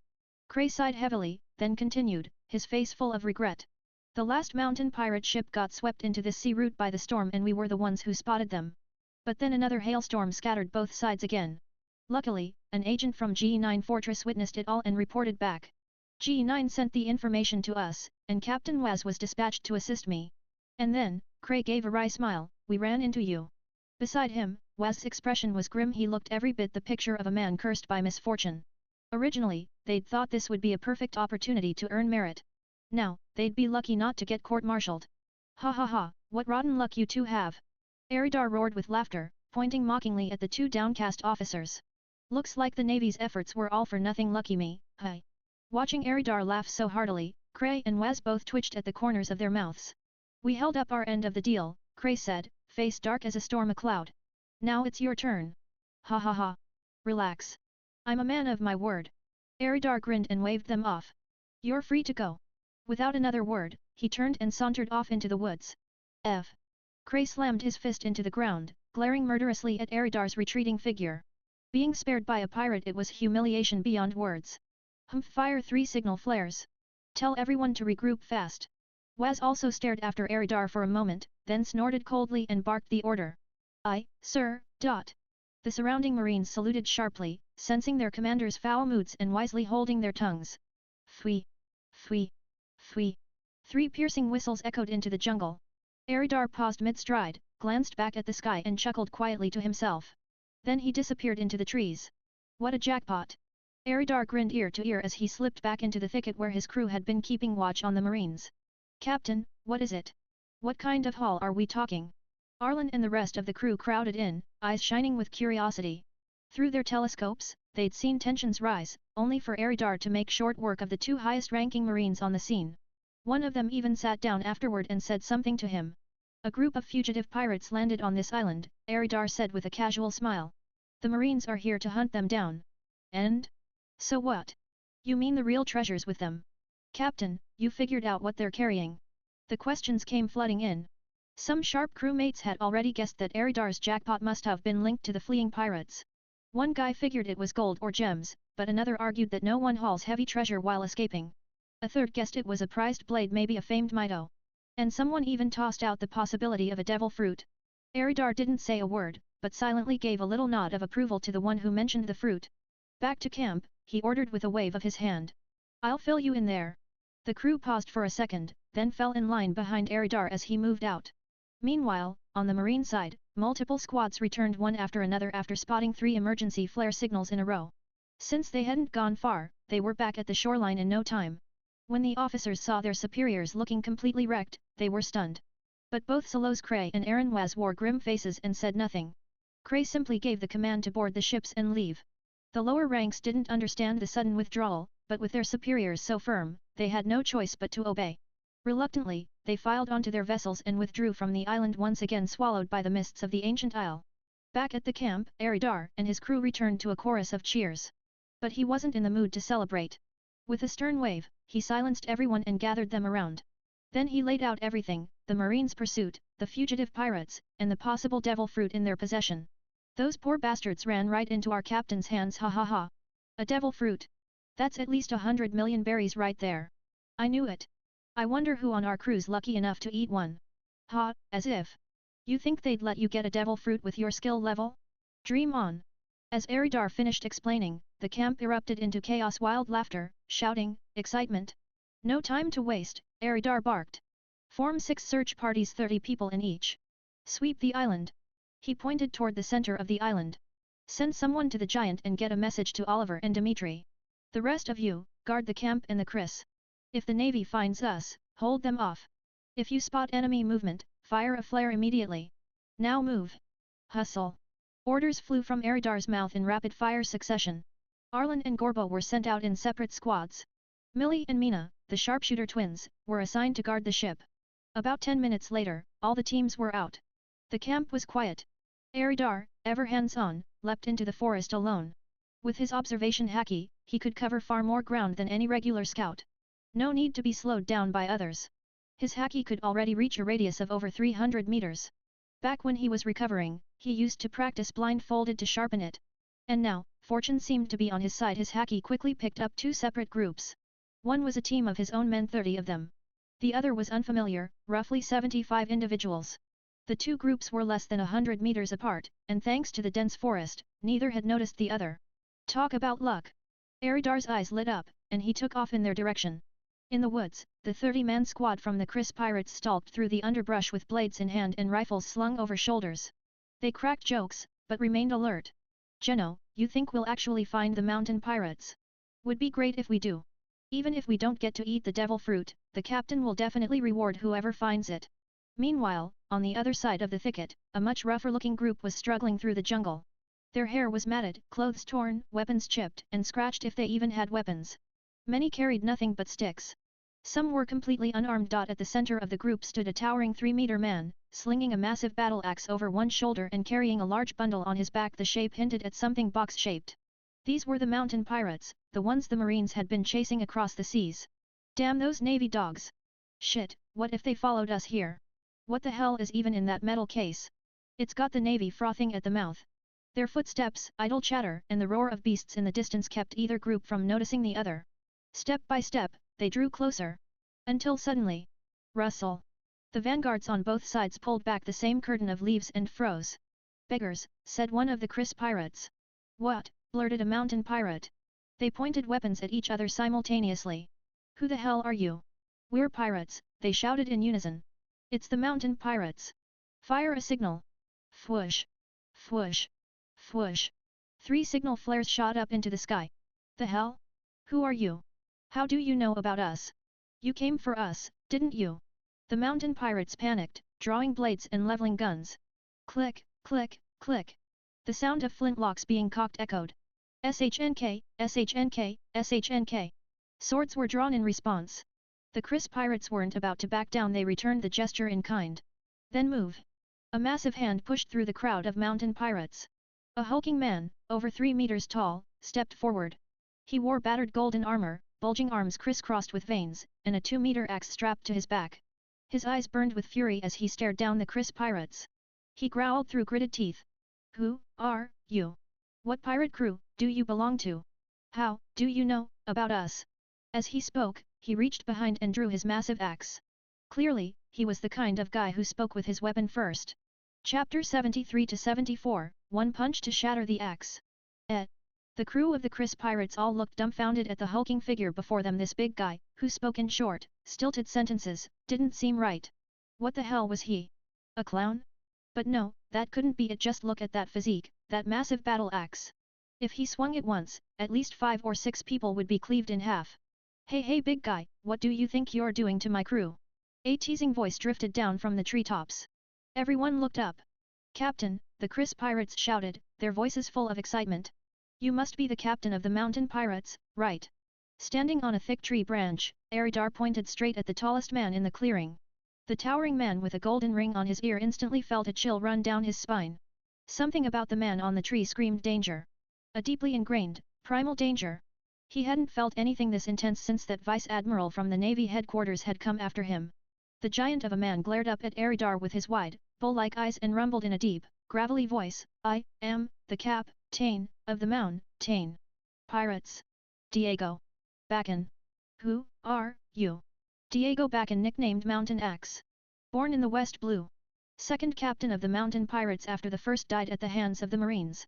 A blood-soaked marauder who destroyed 3 Marine branch bases in the West Blue. His bounty, 60 million berries. Boom. Eridar leapt down from the tree and landed with a solid thud in front of Bacan. At 1.9 meters tall, Eridar only came up to Bacan's chest.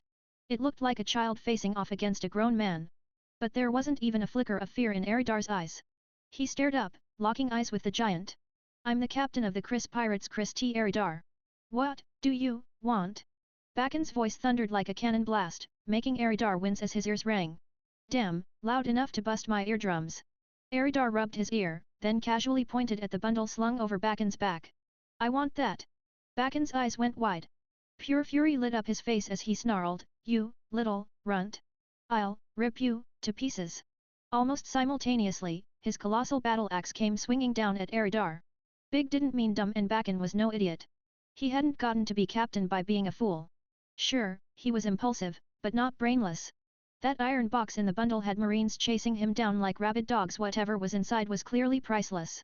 His crew had nearly been wiped out just to keep it. To Bacan, that box was sacred, bought with blood. No way in hell was he handing it over. The axe hadn't even reached Eridar yet, but the sheer force behind the swing sent razor-sharp wind gusts slashing outward. The air itself screamed. Eridar, standing only a few paces away, didn't even flinch as the massive weapon came crashing toward him. Damn, swing first, talk later. Eridar rolled his eyes and let out a sharp yelp. Clang. The clash rang out like the earth had cracked. Steel screamed against steel. A shockwave exploded from the impact point, centered on Eridar and Bacan. The ground cratered beneath them. A visible wave of force blasted outward, sending the surrounding pirates flying like rag dolls, limbs flailing as they cried out in pain. Dust and smoke engulfed the area. What the hell, dot? Monster. Run for it, arg. What insane brute strength. Eridar's right hand, shrouded in pitch-black armament haki, had caught the curved blade of the battle axe mid-swing. He stared up in disbelief at the hulking monster before him. This guy was strong. The raw power behind that axe was monstrous. If Eridar hadn't neutralized the force with a concentrated haki shockwave, he might have been sent flying. In the world of One Piece, Being 3 meters tall wasn't rare. Hell, giants were a thing. But among the well-known big-name pirates with such builds, Don Quixote, Doflamingo, Jinbei, even Blackbeard, none of them could match this guy in pure muscle mass, not raw power, but sheer build. And unlike Marshall D. Teach, who had a bulky upper body but skinny legs, Bakken was proportional like a scaled-up bodybuilder. What? Bakken's eyes were as wide as saucers. He looked down at the man who had just stopped his axe cold bare-handed. Impossible. He couldn't believe it. No one had ever done that. Aridar tilted his head with a cocky grin and snorted, "Tch, Captain Bakken, the world is a big place. Don't overestimate your strength." He could admit it, this guy had strength. Way more than him, maybe 5 or 6 times more in raw power alone. But strength wasn't everything. In this world, power was only part of the equation. Brute force alone didn't scare Aridar. Even without tapping into his devil fruit, he could still kill a brute like this using nothing more than armament haki and 3 of the Rokushiki techniques he'd mastered. "You're lying. That's impossible." "Oi, Captain Bakken. Stop screwing around." Did he just stop the captain's axe with his bare hand? What kind of power is this? As the dust cleared, the mountain pirates stood in stunned silence. They'd never seen anyone catch Captain Bakken's full-powered axe swing barehanded. Yesterday, they'd raided a marine ship. Its commanding officer was a branch captain, wielding a massive blade. That guy had bragged about his strength, claimed he could meet force with force. He got cleaved in two, blade and all, in one swing. There was a reason Bakken was called Mountain Axe. His axe strikes were like landslides. Since the day he set out to sea, no one had taken a direct hit from his axe and walked away. Most died on the spot. The rest were crippled. How is this possible? Bakken stood there, frozen, mouth agape, mind in chaos. This wasn't right. He wasn't used to this, wasn't used to people surviving his attacks. But then, he grinned. Good. Very good. So this is the grand line. Finally. I can go all out. He tried to pull his axe back for another swing. What? He gasped. The axe wouldn't budge. Aridar was still gripping the blade, unmoving. He shot back in a look, eyes cold as ice. You done yet, muscle brain? Clang. Aridar's left hand, also coated in black haki, clenched into a fist and slammed down on the axe head with explosive force. It sounded like a sledgehammer crashing into a steel wall. A wave of invisible pressure rippled outward. Under that horrifying force, the battle axe trembled violently. Scree clang crack. Blood burst from Bakken's palms. The impact split the skin between his thumbs and index fingers wide open. Cracks spiderwebbed across the axe blade, clear, sharp lines zigzagging across the steel surface. Within moments, it looked like shattered glass. Then boom, the entire battle axe exploded into jagged chunks of metal, crashing to the ground with a cacophony of clangs, gouging little craters into the dirt. Even the fragments were heavy, proof that this wasn't some decorative toy. This was a real weapon, solid steel. And now? Nothing but scrap. Chapter 74-75, beat you into submission. Everyone was stunned, completely slack-jawed as they stared at the pile of shattered metal on the ground. Not just Bakken and the mountain pirates, even Aridar's own crew hadn't expected their captain to smash such a massive battle axe into fragments with a single punch. That axe had been nearly 2 meters long, the handle alone as thick as a rice bowl, not a wrist, and the blade, a half-moon arc more than half a meter wide, forged entirely from a rare and durable metal found only in the West Blue. If not for the fact that the axe had clearly claimed countless lives and clashed with just as many weapons, some might have thought it was a cheap knockoff, a blacksmith's scam. But to shatter that thing with one punch? That was beyond human, it was monstrous. What kind of strength is that? No way, this can't be real. Bastard. How the hell is this possible? Am I seriously hallucinating? The axe. It's broken. Bakken stood there, dumbfounded, blood dripping from his hands as he stared at the broken chunk of metal barely half a meter long that he was still gripping. His mind went completely blank. It had never occurred to him that someone could destroy his beloved axe with their bare hands. That kind of strength was downright terrifying, downright inhuman. Clang. Aridar dropped the remaining shard of the axe at his feet, glancing indifferently at the stupefied Bakken. He tilted his head with a lopsided grin and said casually, So, are you ready to hand it over now? Heh. This is exciting. Bakken snapped out of it, licking the blood from between his thumb and index finger. He sneered like a madman. Finally, another strong one. If the damn Marines hadn't outnumbered us yesterday, I'd have had myself a proper fight, but now I get what I wanted. The day before, a joint fleet led by Marine HQ, reinforced by divisions from various branches, had launched a brutal assault along the trade route. Thousands of Marines. Over a dozen warships. Their firepower was so overwhelming the mountain pirates hadn't even gotten a chance to counterattack. Bakken had been furious, humiliated. And now, standing in front of him, was another pirate strong, fearless, and clearly battle-tested. Bakken could finally let loose. Idiot! What an annoying bastard, Eridar scowled, clearly irritated. This guy still hadn't realized the gap between their strength. At best, Bakken had the raw might of someone like Uraj, one of the 11 supernovas. Maybe less, even Uraj at least had the powers of the Paramecia-type devil fruit. Bakken had no devil fruit powers at all. Not that it mattered. Even if he did know what was inside the sealed steel box and unopened devil fruit, it wouldn't change a thing. That box was crafted from reinforced steel and embedded with sea stone as tough as diamonds. Unless you were at least on the level of an admiral or a yonko, it was unbreakable without the key. And now Bakken was trying to steal it. What a tragic fool. Hush! Using his height advantage, Bakken brought his fist down like a hammer. His massive fist larger than a sandbag tore through the air with a violent gust as he aimed straight for Eridar's head. Ha ha ha! Then I'll beat some respect into you. Eridar shouted with a wide grin, meeting the blow head-on with a punch of his own. Boom! It sounded like a giant drum being struck. A shockwave burst from the point of impact, a visible ripple of force blasting outwards. The already cratered ground collapsed further beneath them, forming a massive impact crater. Screams erupted as everyone scrambled for cover, trying to get as far away as possible. Again. Both Eridar and Bakken roared at the same time. A large and a small figure collided like titans, fists flying in a brutal slugfest. Each hit landed with bone-crunching impact. The air trembled with every exchange. The ground cracked like shattered glass beneath their feet. Deep footprints marked where they stood, some spots sinking entirely. Towering trees snapped in half, some uprooted completely and sent crashing down, leaving gaping holes in the earth. Dust choked the forest air. Tree after tree fell like dominoes. As their fight escalated, the destruction spread rapidly, forcing even the spectators to retreat further and further. The commotion and the earlier signal flare had already drawn in other members of the Chris Pirates scouting parties. Even Arlen and Gorbo had arrived on the scene. Who the hell is that guy? Even if Captain's not going all out, someone who can keep up with him like this. Who is he? That big brute, he's got one hell of a pain threshold. The newcomers stood in awe. Despite taking punch after punch, Bakken was still yelling, still moving, still throwing fists like a beast. Eridar wasn't even relying much on the impact fruit. Almost everything he threw was pure physical strength and haki. Bakken had the power, sure, but his attacks were slow. Eridar had covered every impact zone in armament haki, hardening his body to take the brunt of the blows. All Bakken's hits did was shove him back barely a scratch. And with observation haki, Eridar wasn't exactly standing there taking punches just to feel them. But he was loving this.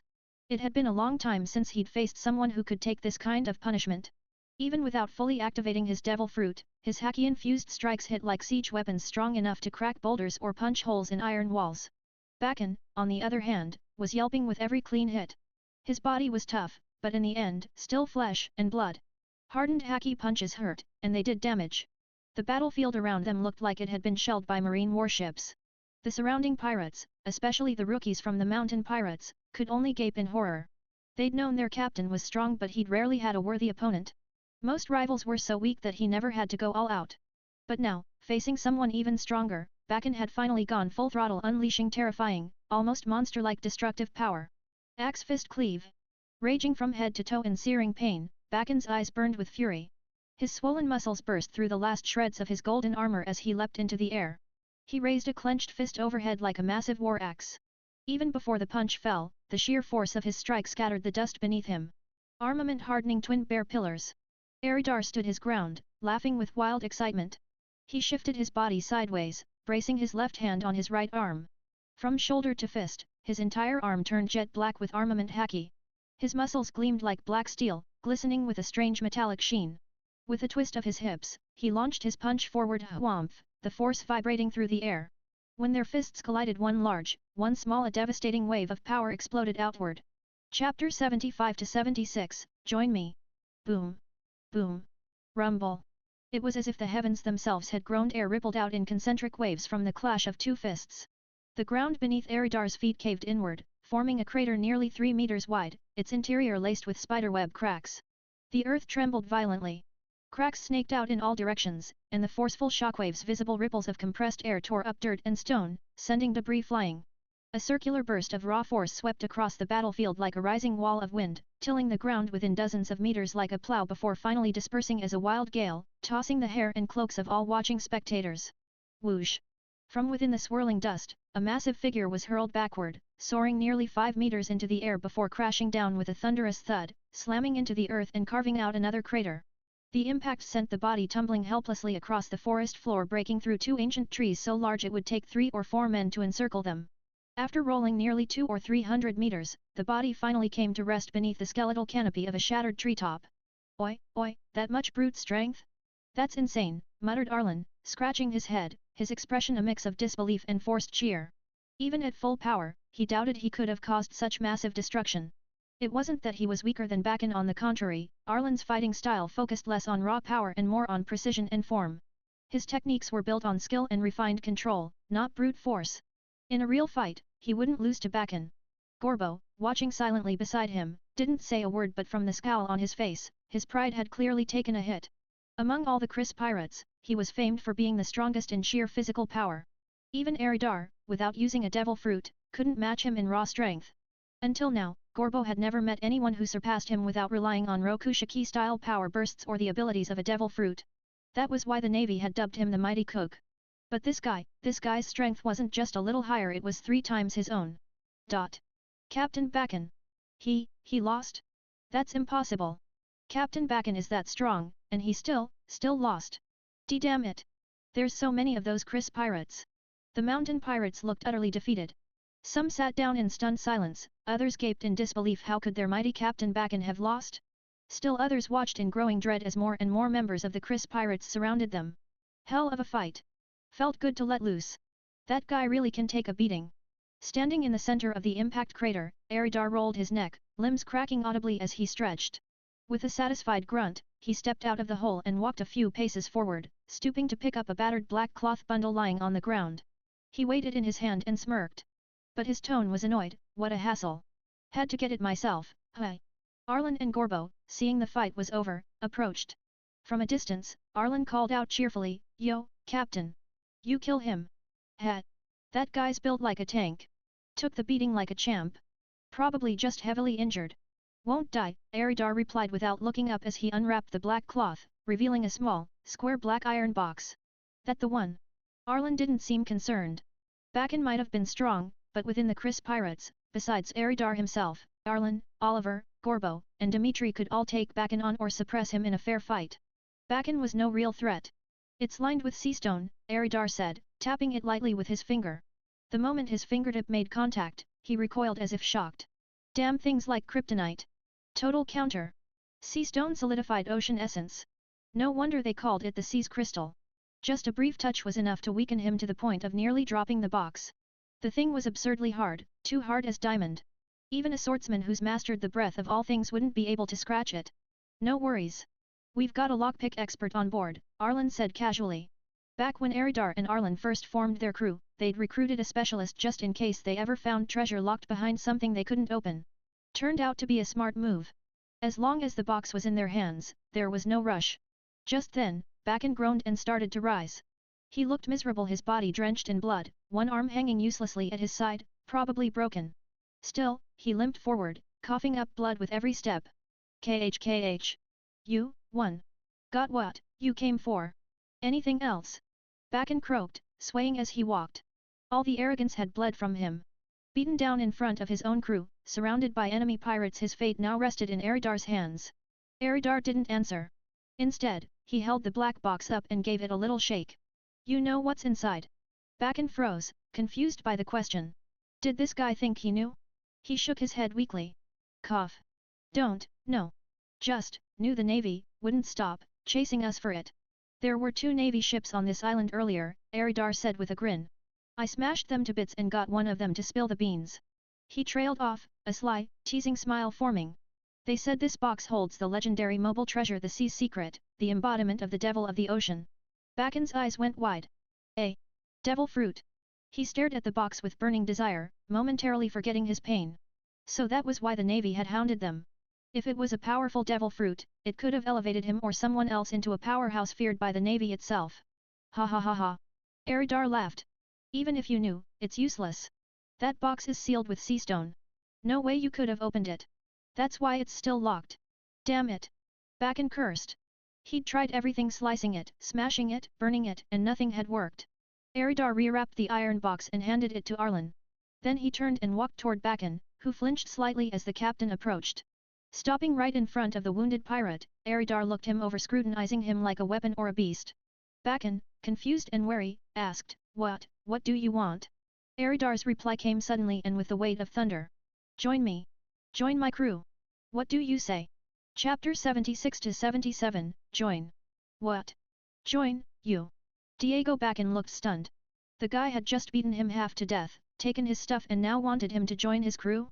Did he really think he'd just switch sides like that? No way. In your dreams. Actually, maybe it's not such a bad idea. The surrounding mountain pirates were all dumbfounded. They'd been locked in a brutal battle just moments ago, now their captain was being recruited by the enemy? Some started voicing agreement, others objected, and a few looked genuinely tempted. Oi, are you seriously thinking of bringing this big oaf onto the crew? Arlen and Gorbo were just as shocked. They hadn't expected Eridar to make such a bold decision. But the more they thought about it, the more it made sense. Since setting sail, the Chris pirates had lost nearly a third of their manpower.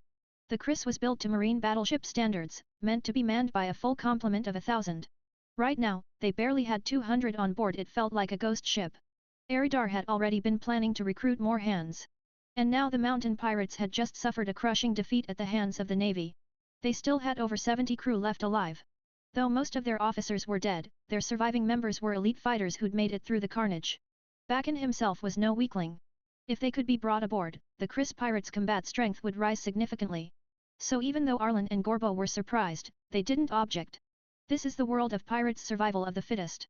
You've got talent, but in the grand scheme of things, you're still a long way off. Eridar gave a wild grin and continued, Why not come with me, and see the real world out there? See what true power at the peak of this world looks like. What do you say? The real world?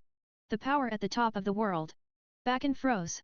After witnessing Eridar's strength firsthand, he knew the world wasn't as simple as he'd once thought. His imagination ran wild. Just how powerful was the peak of the world? Monstrous strength.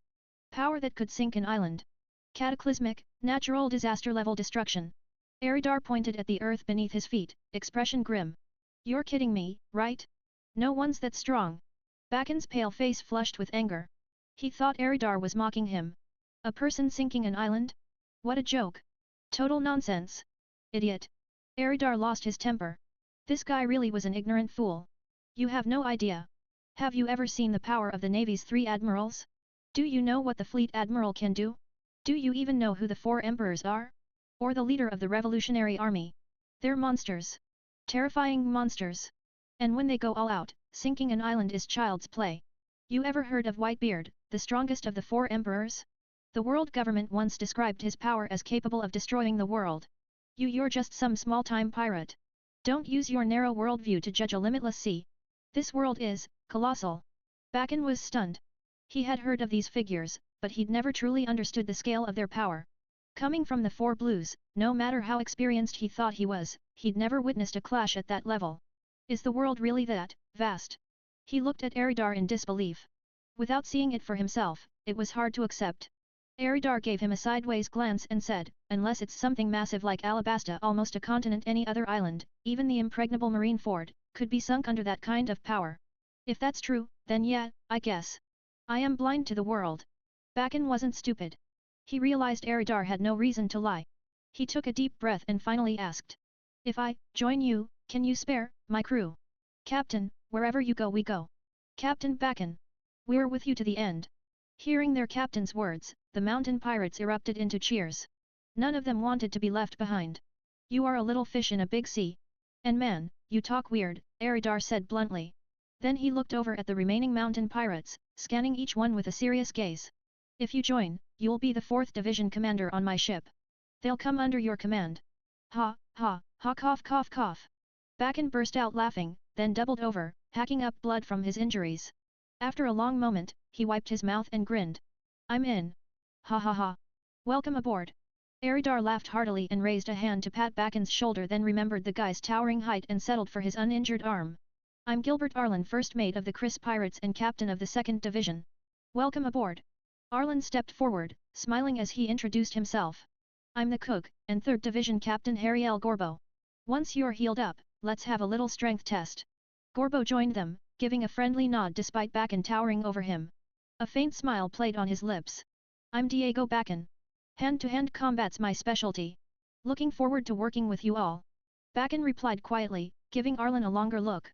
He hadn't expected someone with such a lean, well-built frame to be the first mate, and he could feel the danger radiating off him. He wasn't about to underestimate this guy. The atmosphere relaxed. Both the veteran crew of the Chris Pirates and the newly joined Mountain Pirates sheathed their weapons and started shaking hands, chatting cheerfully. It seemed like everyone was pretty welcoming overall. Looks like someone's joined the Chris Pirates. A rustling sound came from the nearby brush. Two figures stepped out. One of them, a young man with twin swords at his waist, surveyed the aftermath with a lazy glance. Looks like I missed the fun. Nice to meet you. I'm Miles Dimitri, navigator of the Chris Pirates.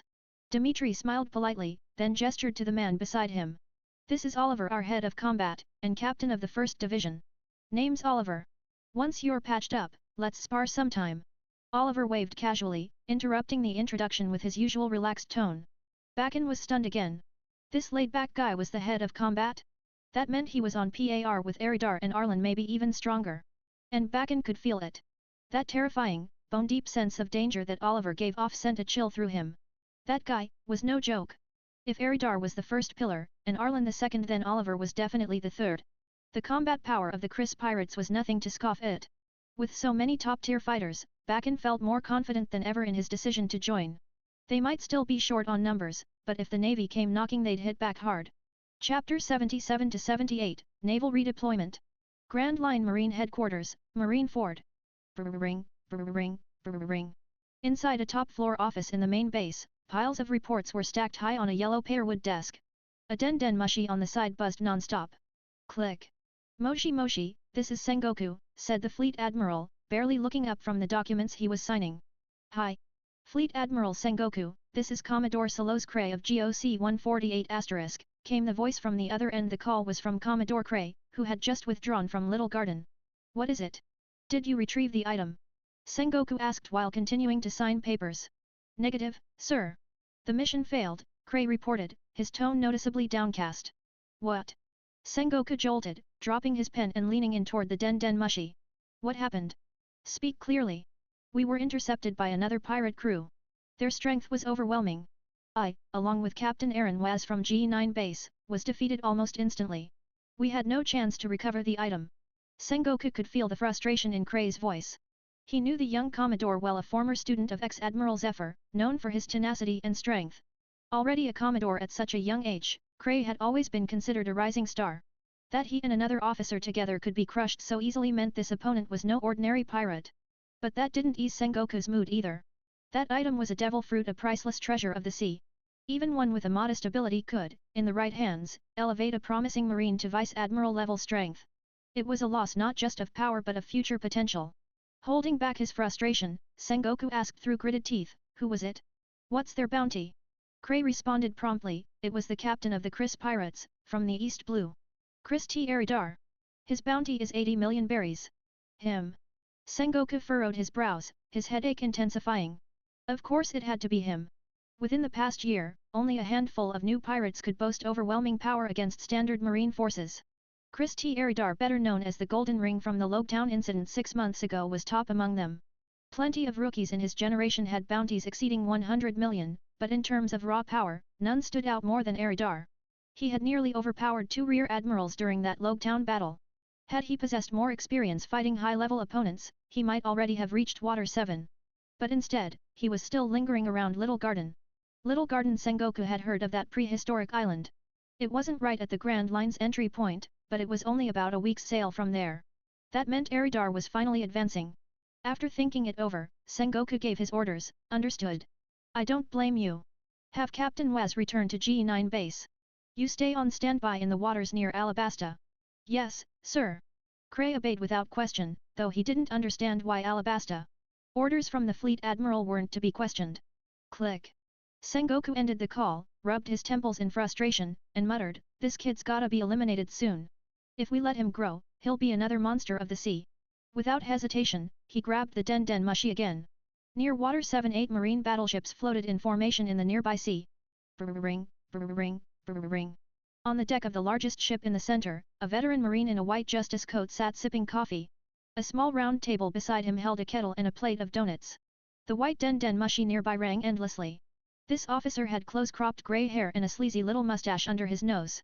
His face was lined with age, and his eyes were heavy with sleep. He wore his justice coat loosely over white pajamas patterned with black spots. This was Vice Admiral Neilmark Sirens, a 62-year-old Marine veteran and peer to both Fleet Admiral Sengoku and Vice Admiral Garp. His nickname, Ghost Hammer. He was the wielder of the hammer fruit, a paramecia-type devil fruit. Click. Frowning, Sirens put down his cup and lazily picked up the call. Moshi. First Assault Fleet here. Sirens speaking. Sirens, this is Sengoku. The Fleet Admiral's voice came calmly from the office in Marineford. Well, if it isn't the Fleet Admiral himself, Sirens said, surprised. What's the mission? Don't give me that crap, Sirens. You usually just call me by name, Sengoku replied, rubbing his forehead. Where's your fleet right now? Ho. Sengoku, I'm near Water 7. Is there a tough nut to crack nearby? Sirens chuckled. He knew Sengoku wouldn't personally call unless it was serious. Water 7, hi. Sengoku paused for a moment before replying sternly. Then get to the waters near the Kingdom of Alabasta. Commodore Cray will be joining you. Your target is the Chris pirates, particularly their captain, Chris T. Eridar, who disrupted the Logtown operation 6 months ago. They've entered the Grand Line and recently seized a devil fruit from Cray at Little Garden. They're likely headed toward Alabasta. Eliminate them once they leave the kingdom's territory. By the end, Sengoku's tone had grown severe. Sirens rolled his eyes and mocked, really, now? This is embarrassing, Sengoku. A rookie pirate giving you this much trouble? What about the local bases and branches, are they just decorative now? Shut up, Sirens! Sengoku snapped. His face flushed with anger. If the war in the New World wasn't draining most of our forces, we wouldn't be in this position. And you're in charge of that stretch of the route anyway. This is your job. After a moment, Sengoku continued more calmly, and this Eridar kid isn't just some rookie. He's strong, too strong for standard branch marines. G8 and G9 had a third of their ships and troops redeployed to the New World half a year ago. A big chunk of that support went to your fleet. Right now, those branches barely have enough to defend their bases and patrol nearby waters, let alone hunt down elite pirate crews. Unbelievable, Sirens muttered, sipping his coffee while brushing crumbs off his comfy pajamas. The Navy's really gone soft. Hi, this sleepwear Garp gave me is actually super comfy. Gotta ask him where he got it so I can grab a few more. Sengoku, hearing this, exploded again. You damned old coot! I heard that. You're a Marine, not some lazy idiot in bedwear. Move your ass. And as for Garp, I'm confiscating every last one of his senbei and donuts. The white den mushi on Siren's table perfectly mimicked Sengoku's furious yelling, bastard. Get to work. T/N, GO is the code for Marine HQ. Other Grand Line bases use G1 to G9. Outside the Grand Line, base codes are numeric only. Marine ships are ranked by class from A to E, preceded by the base code to which they belong. GOC 148 is basically Marine HQ 3rd class warship base 148. I am not quite sure for the base code, though. Yawn. Got it, leave it to me. With a loud yawn, Sirens lazily rubbed his bleary eyes, muttered a half-hearted response, and casually hung up the call. Muttering under his breath, he added. If he's planning to confiscate Garp's snacks, he better be ready to kiss his own goodbye too. Hearing this, the middle-aged adjutant standing behind him broke into a cold sweat, but wisely pretended he hadn't heard a thing. Inside the top-floor office of Marine Headquarters Fortress, Fleet Admiral Sengoku stared, dumbfounded, at the abruptly disconnected den mushi. Veins bulging on his forehead, he roared. That little brat! Still, even though Sengoku was furious at Sirens for hanging up on him, he didn't call back. He understood Sirens' temperament. Once that guy accepted a mission, he'd see it through seriously. In that regard, Sirens was a lot more reliable than that other guy, Garp. Did Sirens agree? Sitting down on the nearby sofa, Vice Admiral Tsuru, Chief of Staff, asked calmly. He did. Sengoku nodded, massaging his temples to ease his headache, then asked worriedly. Tsuru, do you think Sirens can really wipe out the Chris pirates in Alabasta? Hard to say, Tsuru replied, closing her eyes in thought. The Chris pirates have been laying low for half a year. Who knows how strong they are now? What we do know is that Eridar of the Golden Ring is about as powerful as a Vice Admiral. She opened one eye slightly, adding.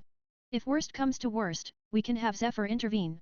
He's currently leading the cadets in field exercises anyway, and the Chris pirates would make a fine live target.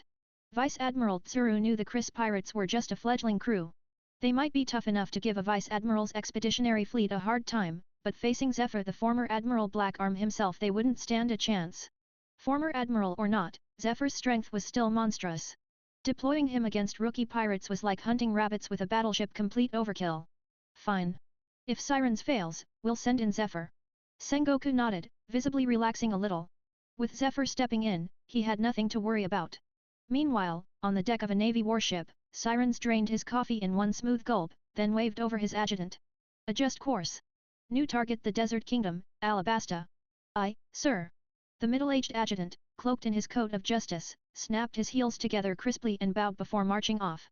Before long, the 7 or 8 ships in Siren's fleet adjusted formation and steamed ahead, slicing through the open sea. That night, deep within one of Little Garden's hidden routes, a massive 3-mast wolf-headed battleship rested by the shore. On land, a brightly lit camp bustled with noise and merriment. Welcome aboard, brothers. Eat and drink your fill. Standing at the heart of the camp, Eridar raised his mug high and shouted cheerfully. The men around him, both veterans of the Chris Pirates and newly joined crew members, responded enthusiastically, lifting their mugs to join the toast. Around the lively camp, some competed in drinking contests, the rich scent of liquor heavy in the air. Those who couldn't hold their liquor staggered away after just a few rounds. Others wrestled for sport, with bystanders loudly betting and jeering at the losers. Still others sang and danced, or at least made a noisy, chaotic attempt at it, more like a band of drunken demons than anything musical. Some crews were even competing to see who could eat the most. Tables overflowed with towering piles of plates and heaps of beast bones. Ha ha ha! What a lightweight! Eridar roared with laughter, pointing at a collapsed drunkard on the ground. He then threw an arm companionably around the shoulders of a newly recruited crewmate and clinked mugs with him. Near the center of the camp, Gorbo and Bakken were engaged in a wrestling match, though Bakken, easily 3 times stronger, flipped Gorbo effortlessly, earning gales of laughter and mockery from Oliver and Arlen. Elsewhere, Dimitri was already dead drunk, staggering around before someone hauled him onto a makeshift stage. Slurring terribly, he belted out a mangled version of Bink's Sake, completely off-key. Still, the crowd of drunken pirates cheered and clapped wildly as if it were the grandest performance they'd ever seen. As for the sisters, Millie and Mina, they had long since passed out from drinking and retired to their tent. No one knew how much time had passed or how much had been drunk, but eventually, a bleary-eyed Eridar found himself being dragged away from the chaos by Oliver. Oliver, face flushed, clutched a half-empty bottle of rum in one hand and a mug in the other. Slurring heavily, he muttered. "See, Captain, I talked to those 2 giants today. They told me something. Spit it out already and keep your hands to yourself. I'm not into guys." Eridar shoved Oliver away disdainfully, speaking just as drunkenly. What is it? I'm not into guys either." Oliver recoiled dramatically, then hiccuped before continuing. "Those giants said that unless we have an eternal pose, a regular log pose would take a full year to record Little Garden's magnetic field." "What?" Eridar's eyes snapped wide open, sobering up a little. If Oliver hadn't mentioned it, he might have completely forgotten about that crucial detail. "So what do we do?" Eridar clutched his aching head, grimacing with his eyes squeezed shut. "Dimitri's got an eternal pose that points straight to Alabasta," Oliver explained, tipping back his drink. "But if we use it, we'll sail straight to Alabasta and skip all the other islands on the way." "Ugh." Eridar massaged his temples, agonizing for a moment before grimacing and making the call. "Fine.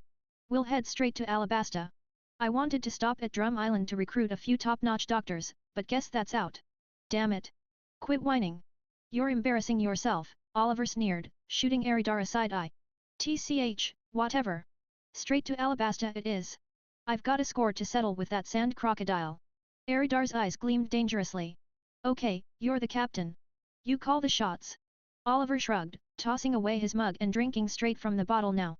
As far as he was concerned, as long as there were fights to pick and booze to drink, he didn't care where they went. Eridar caught Oliver sneaking glances at him and, smirking mischievously, added in a conspiratorial tone. "Oh right. Word is, that crocodile's got a swordsman under him. A guy nicknamed Swordsman's Bane. Supposedly never even been cut by another swordsman before. Tch. Now that sounds like a challenge." Oliver instantly perked up, though he kept his usual act of feigned indifference. His hand, however, had already drifted to the hilt of his sword, fingers restlessly caressing the grip as he took another swig of rum. Seeing this, Eridar chuckled to himself in satisfaction. Thus, a raucous night passed quietly into the coming storm. Chapter 79-80, The Most Dangerous Man Among the 7 Warlords of the Sea. Boom. Boom. Boom. Boom. Boom. Help. Someone help me. No. Please, I'm begging you, spare me! Bastards! I curse you all! A certain stretch of sea was engulfed in deafening explosions.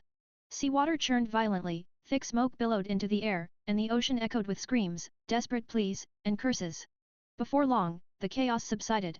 A massive three-masted warship, its figurehead shaped like a wolf's head, sailed steadily away, leaving behind a grisly scene. Shattered wood and bloated corpses littered the blood-stained waters, with the wrecks of several burning ships slowly sinking into the depths, dark smoke curling into the sky.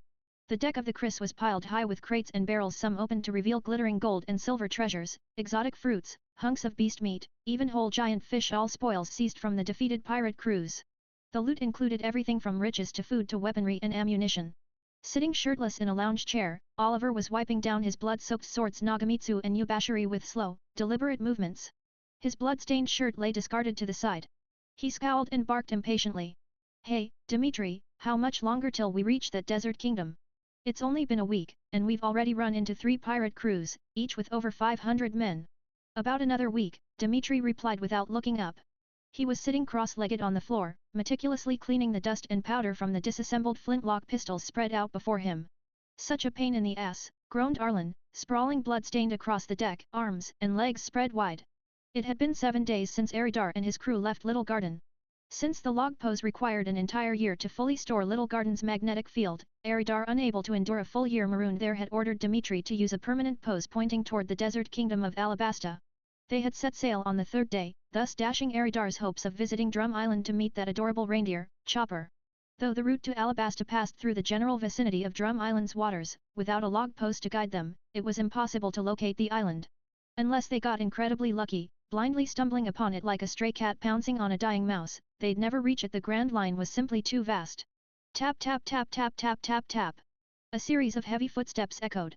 Eridar came striding down from the ship's quarterdeck, his broad chest bare to the sun, with Millie and Mina trailing behind him. His voice thundered across the deck. Why the hell is all this crap still piled up on deck? Move it to the lower storage holds now. And keep the first-level cannon deck manned at all times. Any ship that dares approach us, sink them without hesitation. Captain, he's really fired up, Bakken whispered to Arlen, lying nearby. Well, he thought he was whispering. Everyone else heard him loud and clear. You shut it, Bakken. You think I can't hear you with that loud-ass voice? Eridar shot him a glare so fierce that Bakken flinched, scrambled to his feet, and bolted off to wash up. Captain, Millie said sweetly, clinging to Eridar's arm without a hint of shame as her eyes roved over the half-naked men working the deck, don't you think we're a little short on manpower? Even third-rate pirate crews have over 500 men. Mina, casually twirling a flintlock pistol between her slender fingers, added with a sigh. Yeah, and fighting that many at once is getting real annoying. I know, Eridar grumbled, scratching his head. But I only want people who are actually strong and preferably with a special skill or talent. What's the point of recruiting a bunch of cannon fodder? They'd just get wiped out the moment we ran into the Navy or another big-name crew. I'd rather have a few reliable people than a horde of dead weight. Crew members bustled about the deck, steadily hauling the spoils below to the second-level storage hold. The Chris crew had just struck it rich. By 3 in the afternoon, the deck was clear, save for the 2 rows of cannons lining the sides. Eridar had set up a lounge chair and small round table at the ship's bow, sipping leisurely at his afternoon tea. The warm sun bathed him in drowsy comfort. Dimitri, Eridar mumbled with his eyes closed, wouldn't it be nice if the whole trip to Alabasta stayed this peaceful? Dimitri shot him a sidelong glance, full of disdain. Captain, you're dreaming. This is the great pirate era. Every damn day, new pirates set sail. The whole world's crawling with them. Eridar cracked one eye open, clicked his tongue in annoyance, and said nothing more. See, Captain? There's someone in the sky. The sudden, terrified shout startled Eridar so badly he sprang up from his lounge chair. Dimitri, sitting nearby, jolted upright as well. Within moments, the entire crew came pouring onto the deck. Arlen, Oliver, and the rest, weapons drawn and ready for battle. When Eridar first heard the lookout's cry, he immediately thought of the legendary pirate Golden Lion Shiki. After all, the image of a man flying through the sky instantly brought Shiki to mind. But when Eridar turned and looked toward the rear skies, he realized he was wrong. There, leaping effortlessly among the clouds, was a tall figure wearing pointed leather shoes, seemingly stepping on invisible platforms. Short blonde hair gleamed in the sunlight, a pair of stylish sunglasses perched on his face. He wore a flamboyant pink feathered coat, a black suit with a red tie underneath, and white cropped pants adorned with orange flame patterns around the cuffs. A wide, wicked grin stretched across his face. Who the hell is that? He's flying through the sky. That's not Jeppo, is it a devil fruit power? The crew stared in shock. They'd seen Jeppo techniques before, those allowed you to walk through the air, but this was different. This guy was literally soaring among the clouds with ease. Eridar's expression darkened. That guy, that's Heavenly Yakshadong Quixote da Flamingo, one of the 7 warlords of the sea, he said, voice grim. A deep unease gnawed at him as he muttered to himself. Didn't the papers say a few months ago that he became king of Dressrosa? What's he doing all the way out here? Looks like he just returned from one of the blues. The so-called most dangerous man among the 7 warlords, that gangster scum. Dmitri exclaimed, his face turning pale as he stared up at the sky. Arlen raised his spyglass, peering carefully at the airborne figure. A strange sense of familiarity gnawed at him. That guy, he looks really familiar. Where the hell have I seen him before?